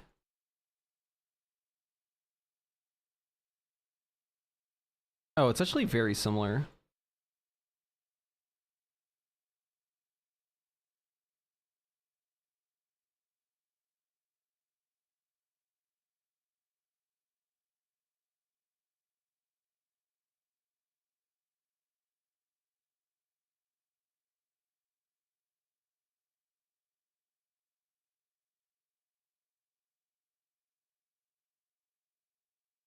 Yeah, there we go. Yeah, it's just a matter of which talents in the Scorch area you're choosing, and if you're picking up Living Bomb.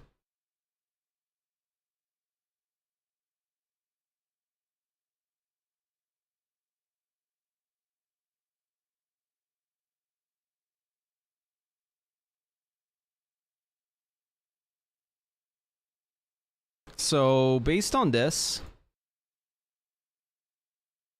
we're looking for the one that loses the least.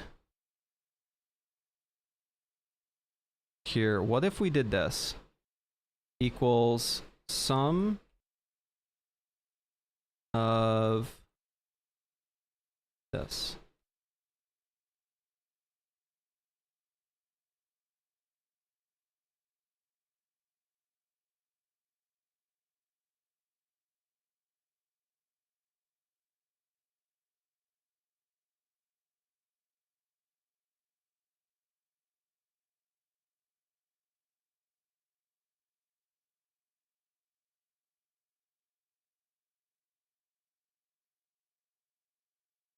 The ones that are doing AoE are at an advantage. We need to dampen this. Let's do, okay, I have an idea. Here's how we're gonna do this. We're gonna say equals blank plus blank divided by 2 plus blank divided by 3 plus and yeah. Okay. Yeah. I think we'll do this. Okay. This plus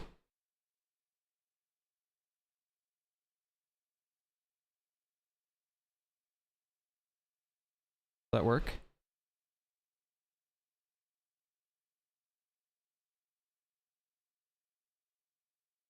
This isn't a perfect way to do it. There's probably like a different scaling that would be better, but I'm just trying to wing it here. Because I can't decide. I need to just look at something else and see if it helps me.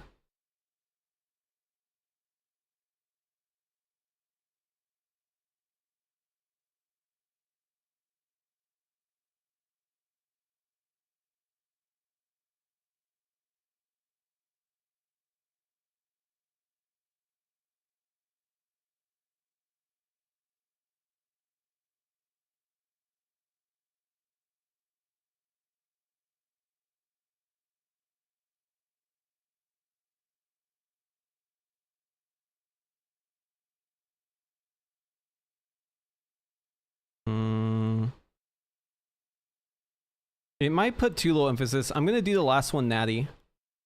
I'm going to do the last one with no dividing. That way it'll like skew it towards 1 and 10, and then the in-between ones will be kind of like dampened a bit. It's totally arbitrary, but just trying to see if it gives me a different result. What was this? J divided by 9, yeah, that's right. Plus, and then we'll just do the 10 value.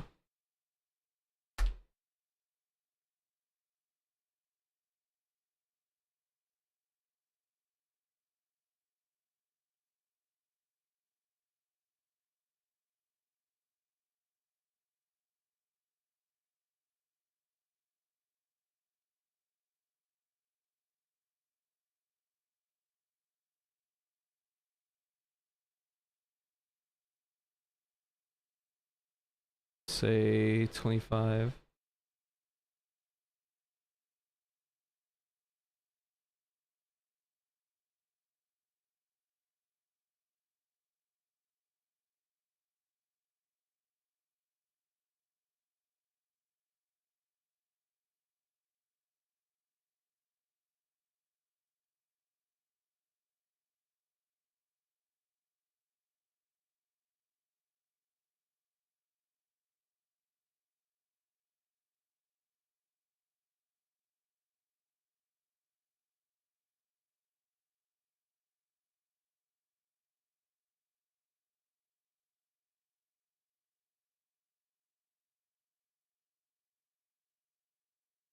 We maybe need to dampen this just a little bit more. We'll say divide by 3.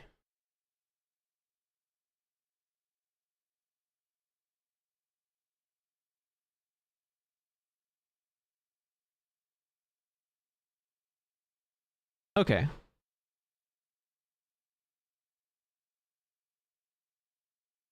Wait, why is this one performing better?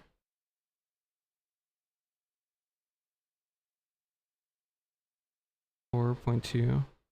Oh yeah, improved scorch.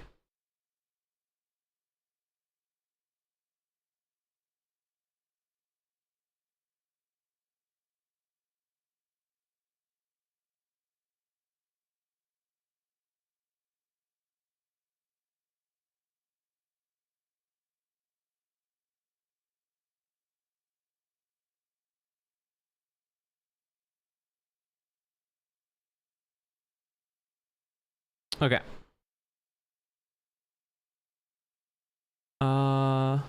Does it even work? You're using a different build after 4 targets. Yeah, I mean, I'm just trying to like figure out what might be best overall.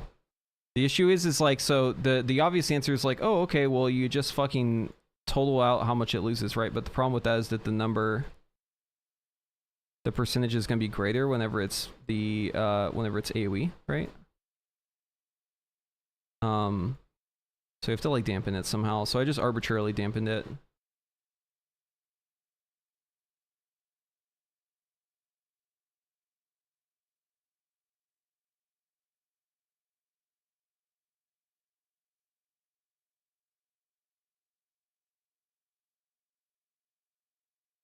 It does skew it towards single target favoring, but I think that's really realistic for it, right? Because like a lot of Mythic Plus is single target. I think that's probably realistic. Oh, you know what? Actually, we should do this multiplied times 2. Single target does matter a lot more. Or times 2.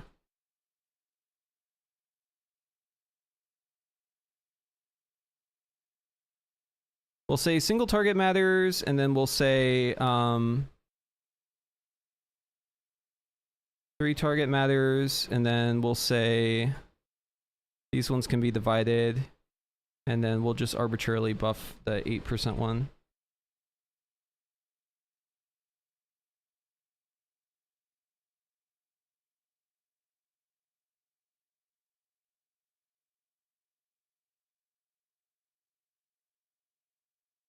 Yeah, this is still pushing me towards these bottom ones. This column is actually just a joke. I'm just getting rid of it.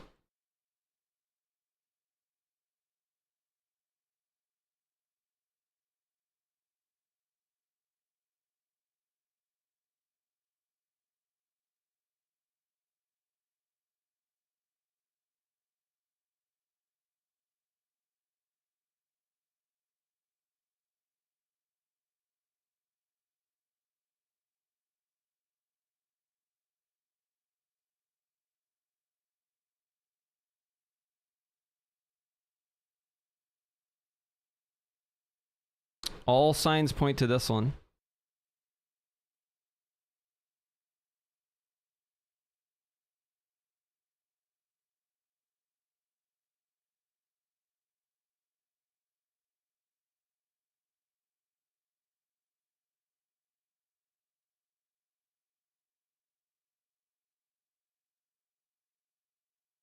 This build right here. I think realistically though, if you were to play this in Mythic Plus, I think you would play Scald. for like most players. I think you can swap it to improve Scorch, but I feel like you'll have a better time with this build. Does it play Flame Strike spam? So the way that this is playing, I yoinked the APL from Forgy. The way it's playing is it does Flame Strike in Combustion, but outside of Combustion in the filler rotation. It only Flame Strikes at like 8 or more targets. So during Combustion, you do Flame Strike, but outside of Combustion, you don't really. You kind of just single target outside of Combustion. And you just spread Ignites. So it's kind of a mix of the two. It's like flexible. You get to do whatever you want. You have Flame Strike as a button, and you have Pyro Blast as a button. At target Flame Strike. Yeah, it'd be great if Flame Strike was like not something you had to place, but it's actually, you kind of want the freedom to place it. It's doing it at 5 targets, I believe. 4 or 5. That's not, I don't think that's optimized. I think it's probably going to be a little higher, realistically, but that's in Combustion.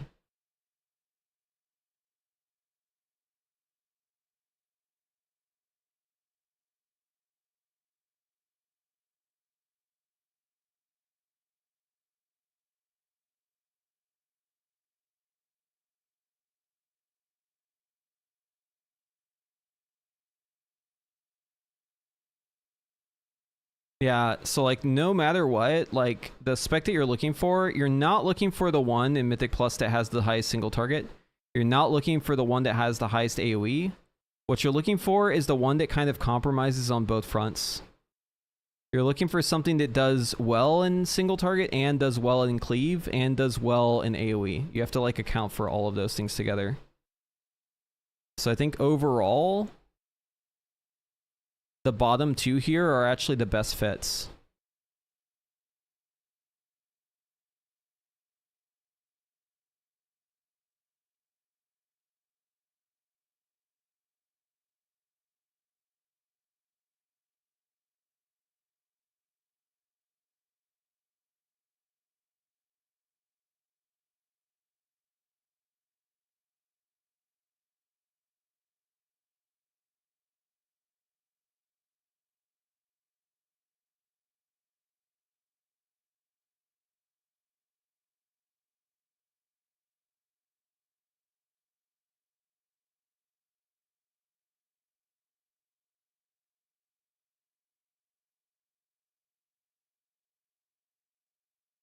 This should help it be more obvious which one is good.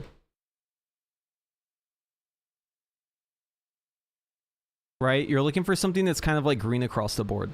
Does that make sense?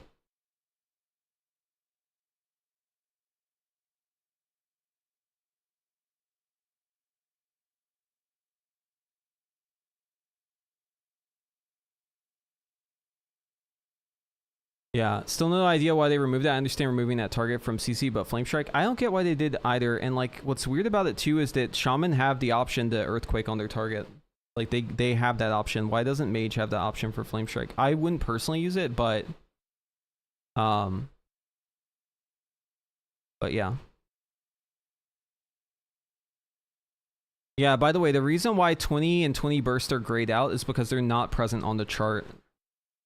So what you're seeing on the chart is these guys here.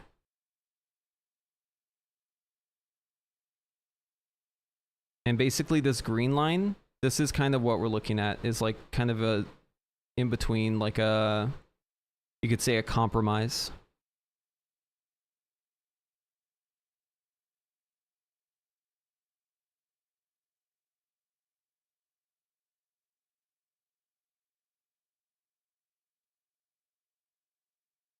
If you didn't use a custom APL that forces Pyro or Flame Strike, I highly recommend you use this. Wait, what is this?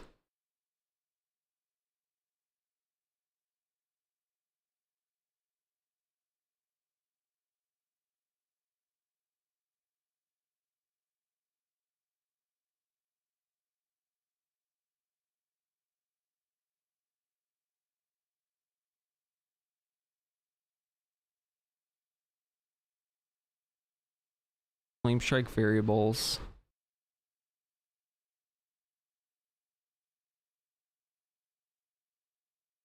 Oh. Okay, wait, hold on. I'm not going to rerun them all, but I am curious to rerun one of them.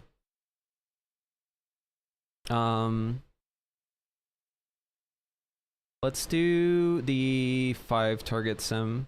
Actually, where was it dipping the most? It dips right here. There's something up at 4 targets. Here, let's do 4 targets. 4 target. Raw input, copy the clipboard.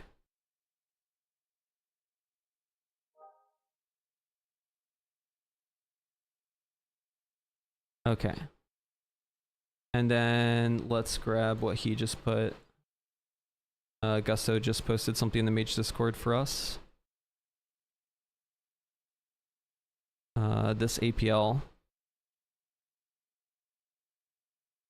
And we're looking at these guys. Okay, let's compare and contrast.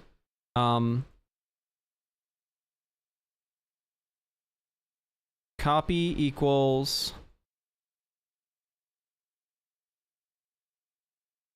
copy the Scald one with this. With Gusto here. Okay, so this is the Scald one.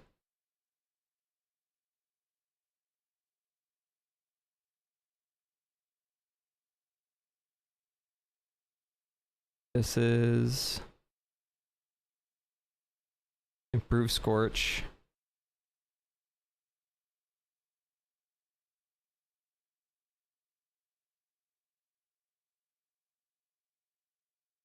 Here's the talent for it.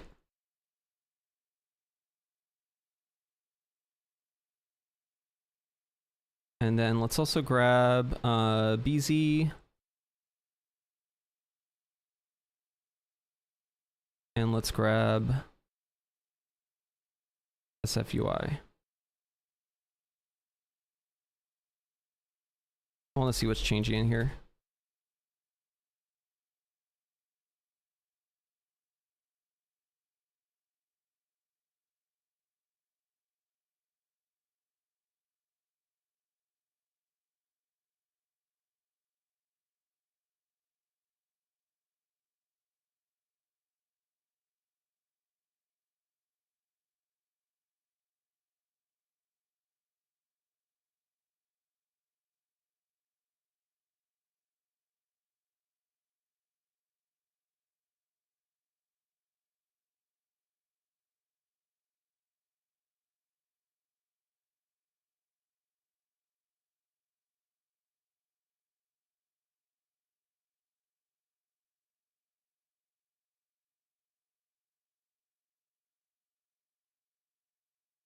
Probably should have just copied from the other one, but whatever.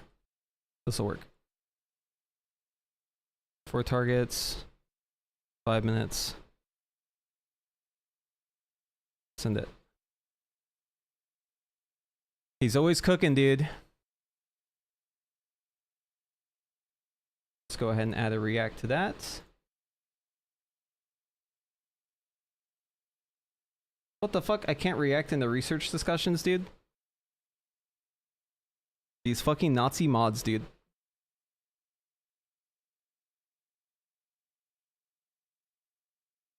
They have to talent Earthquake. Mage doesn't have to talent, so there's no opportunity for a choice node.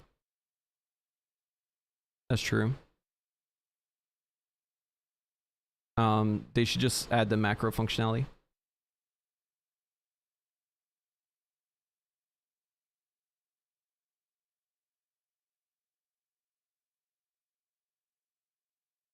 At everyone in the chat.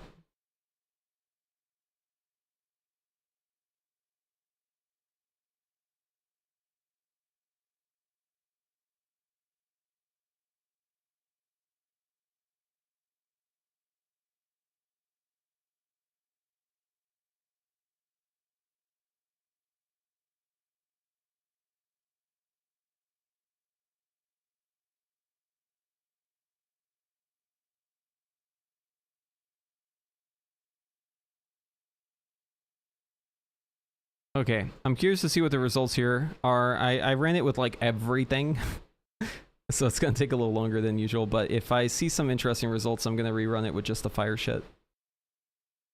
Oh, while we wait, okay, so we've been talking about fire for a bit. This is the overall one that I put together. And again, the reason why I put this all together is because I wanted to take my knowledge from testing and then kind of like see where things are at now and try and in my brain like adjust what I did with the new numbers and see like, you know, what specs are good at what, right? If there's any that just clearly have strengths and weaknesses. Again, some of these might be out of date.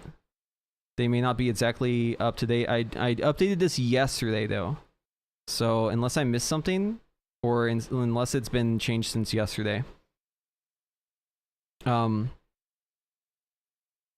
Arcane and Frost. The fire ones are updated as of today. The other ones, I don't know. But essentially I was just looking for like what's good. And what I find interesting is, so in this chart you can see how things scale up. And so this is 20 targets and then this is 1 through 10 here. Yeah, it's kind of what you'd expect, right?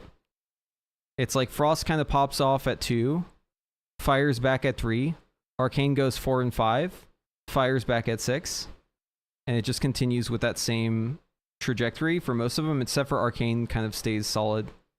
That's kind of what we expected, right? Arcane has always been kind of like, not necessarily target capped, but it does have, like the plateau is earlier for it. It comes up on the plateau steeper, but then it kind of like, once it hits the plateau, it kind of flatlines.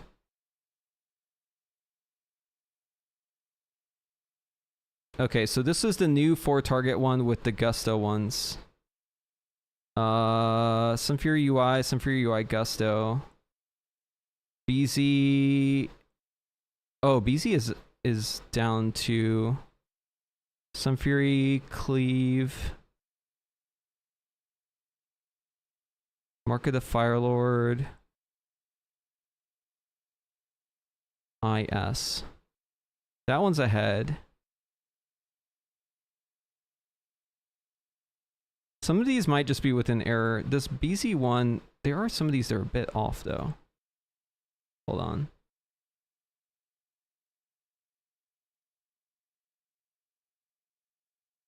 This is equal.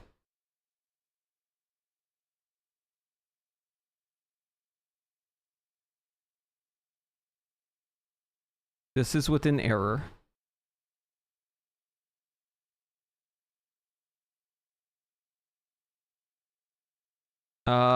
This one is ahead.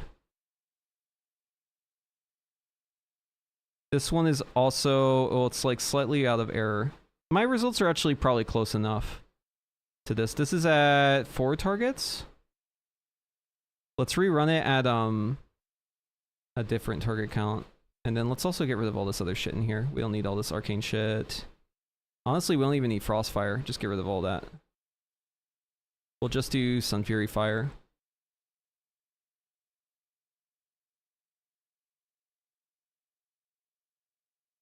We'll do 5 targets this time. Should be a little bit faster. Yeah. Like I said, I'm not surprised that Arcane isn't up to date. Arcane's usually the last one too to get posted. Either it's the first one or it's the last one.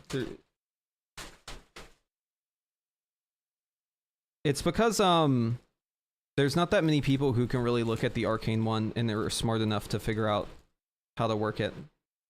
I'm only smart enough on the Arcane one to like imagine a change in my head and then like work on implementing that change to see if it's a gain.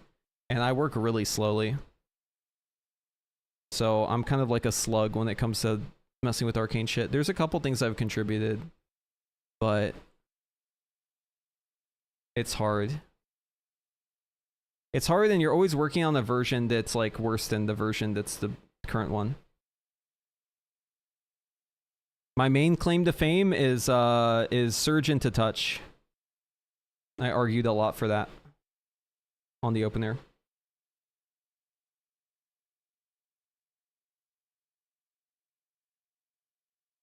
Okay, so this is within error. This is within error. This is within error. This is with an error.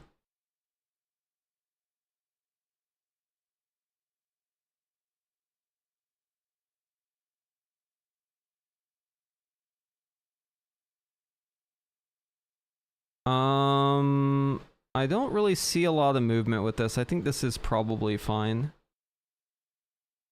I think what I already had was probably close enough to this, because I'm not really seeing a big difference here. This one's also within error. Yeah, no. This is fine at 5. Okay, let's go. Maybe it's different at 3 or something. At 4, it was like slightly different. At 5, it's the same. We'll try 3, and we'll just keep working backwards from it.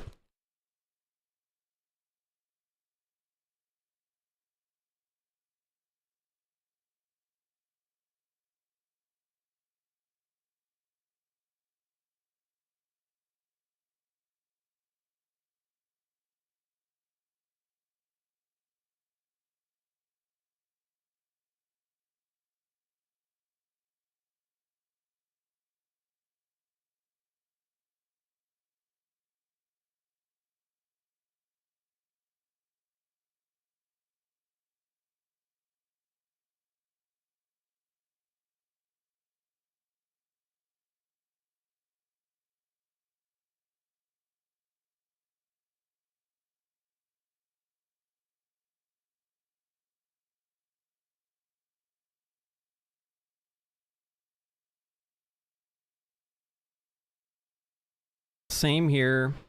Same here. Same here. Same here.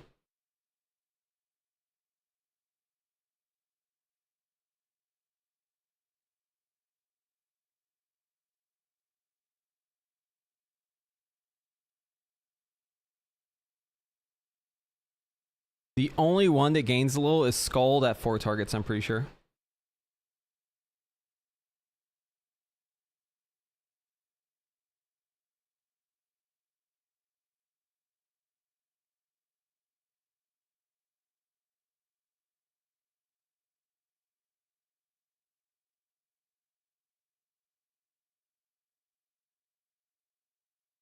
Oh wait, it's not Scald. Improve Scorch.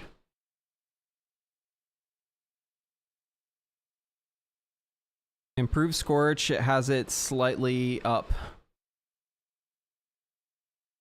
We can actually just yoink this number.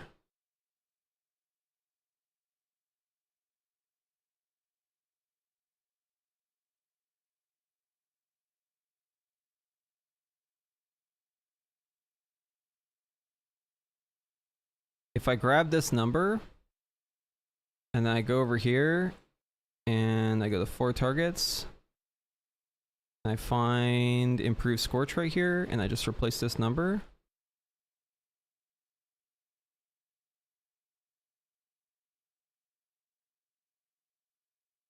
There we go. That should update all of our charts. There we go. Now if we go back to fire, these should have moved a little bit. Yeah, I got a burger. Hamburger. It's getting, the lettuce I think is getting greened out on it, but yeah. How you still on the PTR? First step is to find a working sim if you don't know what you're doing.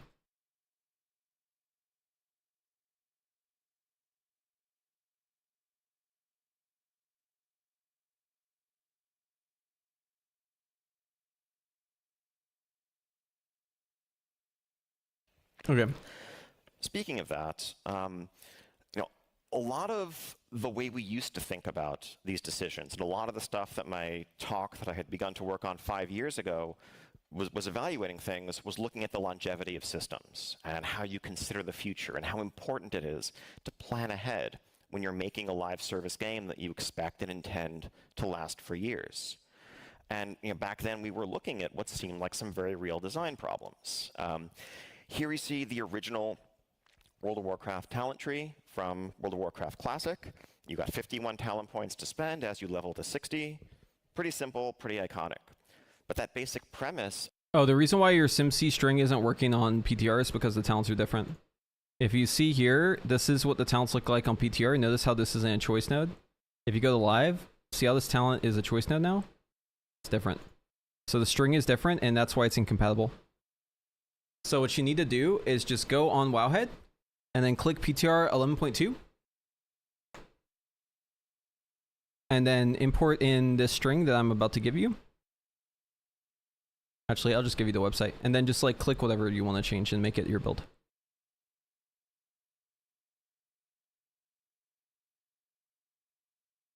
Alright, word on the street is Mage nerfs are coming in 15 minutes.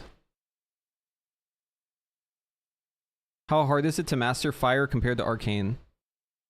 I'd say it's harder if you aren't familiar with how Fire plays. But once you wrap your mind around Fire, and you have it in general, it's like not too bad. Because the Fire Blast stuff and OGCD stuff is like really fucking weird if you haven't done it before. And also the travel time stuff is really fucking weird if you haven't really dealt with it before. So it can be pretty daunting for a newer player. Or if your fingers are slow, it might be like really hard for you. I would say execution wise, it's a bit harder than Arcane. There's like less knowledge to it, but there's more technical requirements.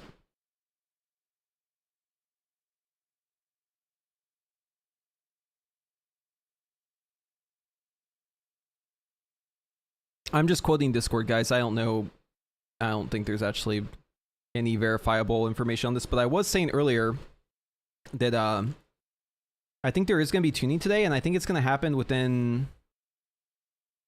Well, this was back when I started the stream, but I was saying like the next couple hours. It hasn't happened yet, though.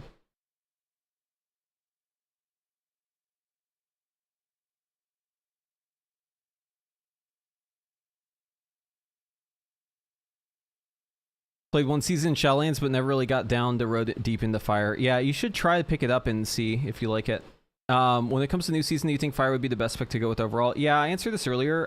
If I had to choose one spec to play in the entire raid, and I couldn't swap specs, which is, you know, that's not how the game works, but let's say that it is, right? I would probably just lock in Sun Fury Fire for the raid.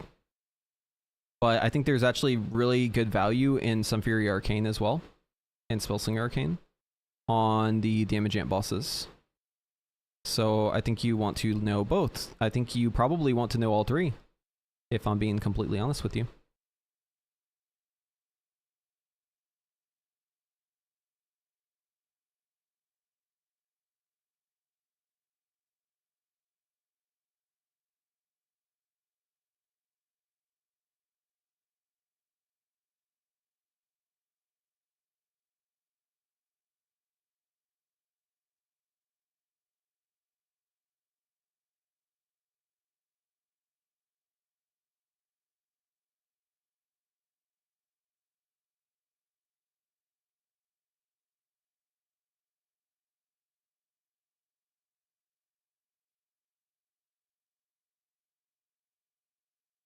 Okay, 738, slightly higher single target. 55.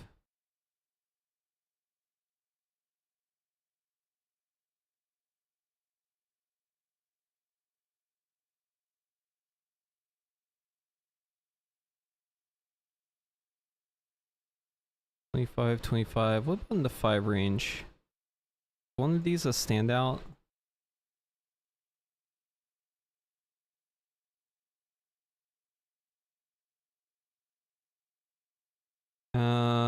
I think 2 target here. This is a standout as well. But I want to do Scald. I think it's kind of a wash, guys. I think this one, Market of Firelord, Mythic Plus is like also very, very, very close. What about Prio? Let's see. Let's look at this 4 target one.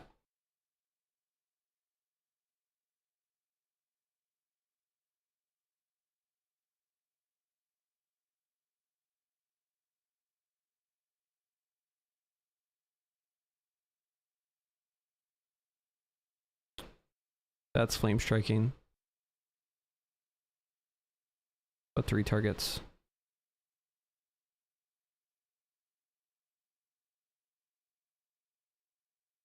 There we go.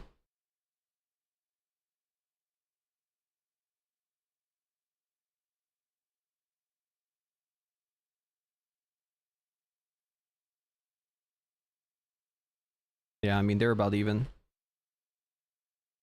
I think there are multiple talent combinations that are valid. But this one doesn't require you to play around Scorch at all, which is nice. This is the one I cooked up. No Scorch talents.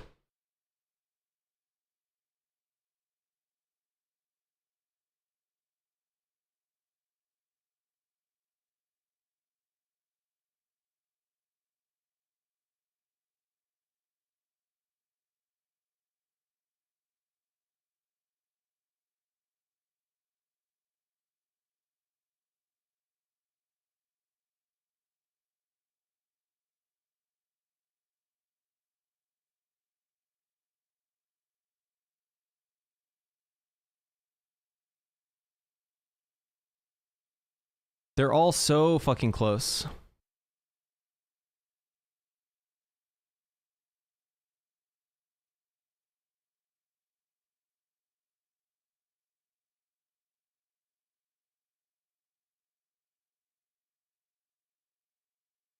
But I think if I had to choose a winner, it's this guy.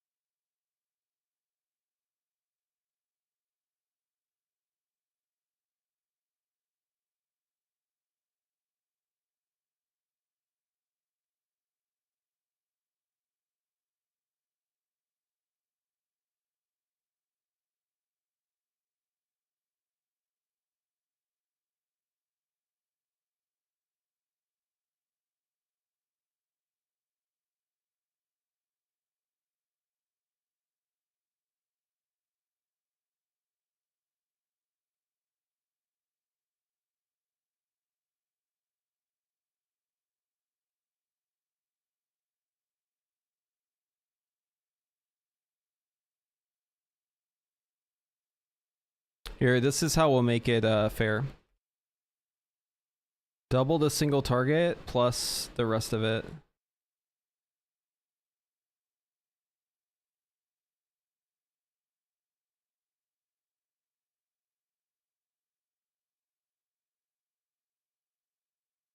We'll say 40%.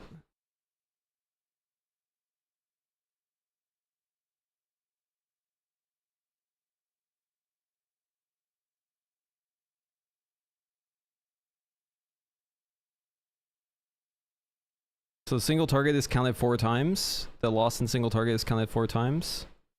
And then the AoE on top of that. I think that's a fair way of doing it because about 40% of the time in Mythic Plus is spent single targeting. Just throwing out a number. But yeah.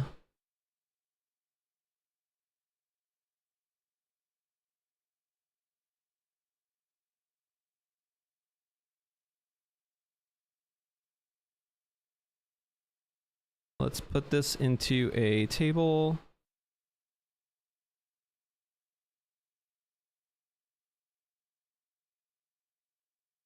Not convert alternating color range without header. Oh, it doesn't have a header. Okay, that's why.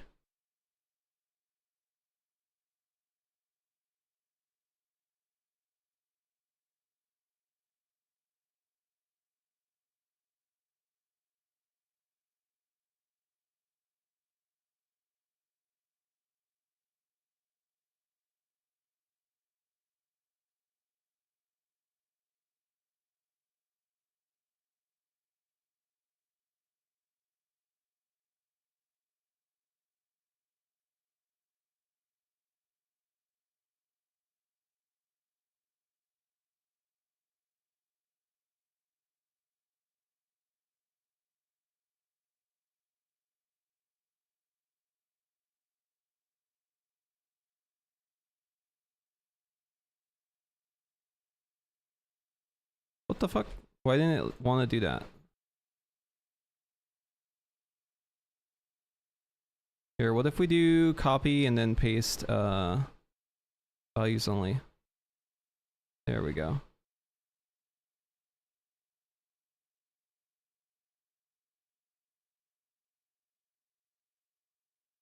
Okay, now format convert to table. Why? You cannot convert an alternating color range without a header format into a table. It's literally... Wait, am I just stupid? Do I just do it like this? No. Doesn't want to do it.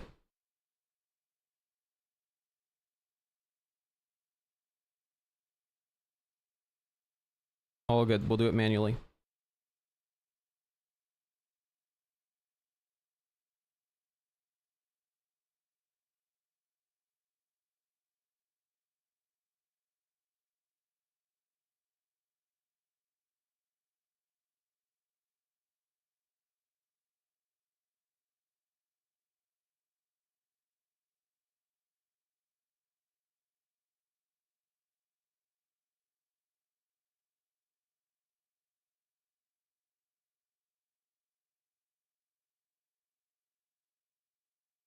Okay.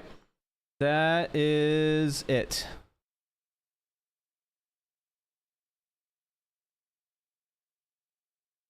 Okay.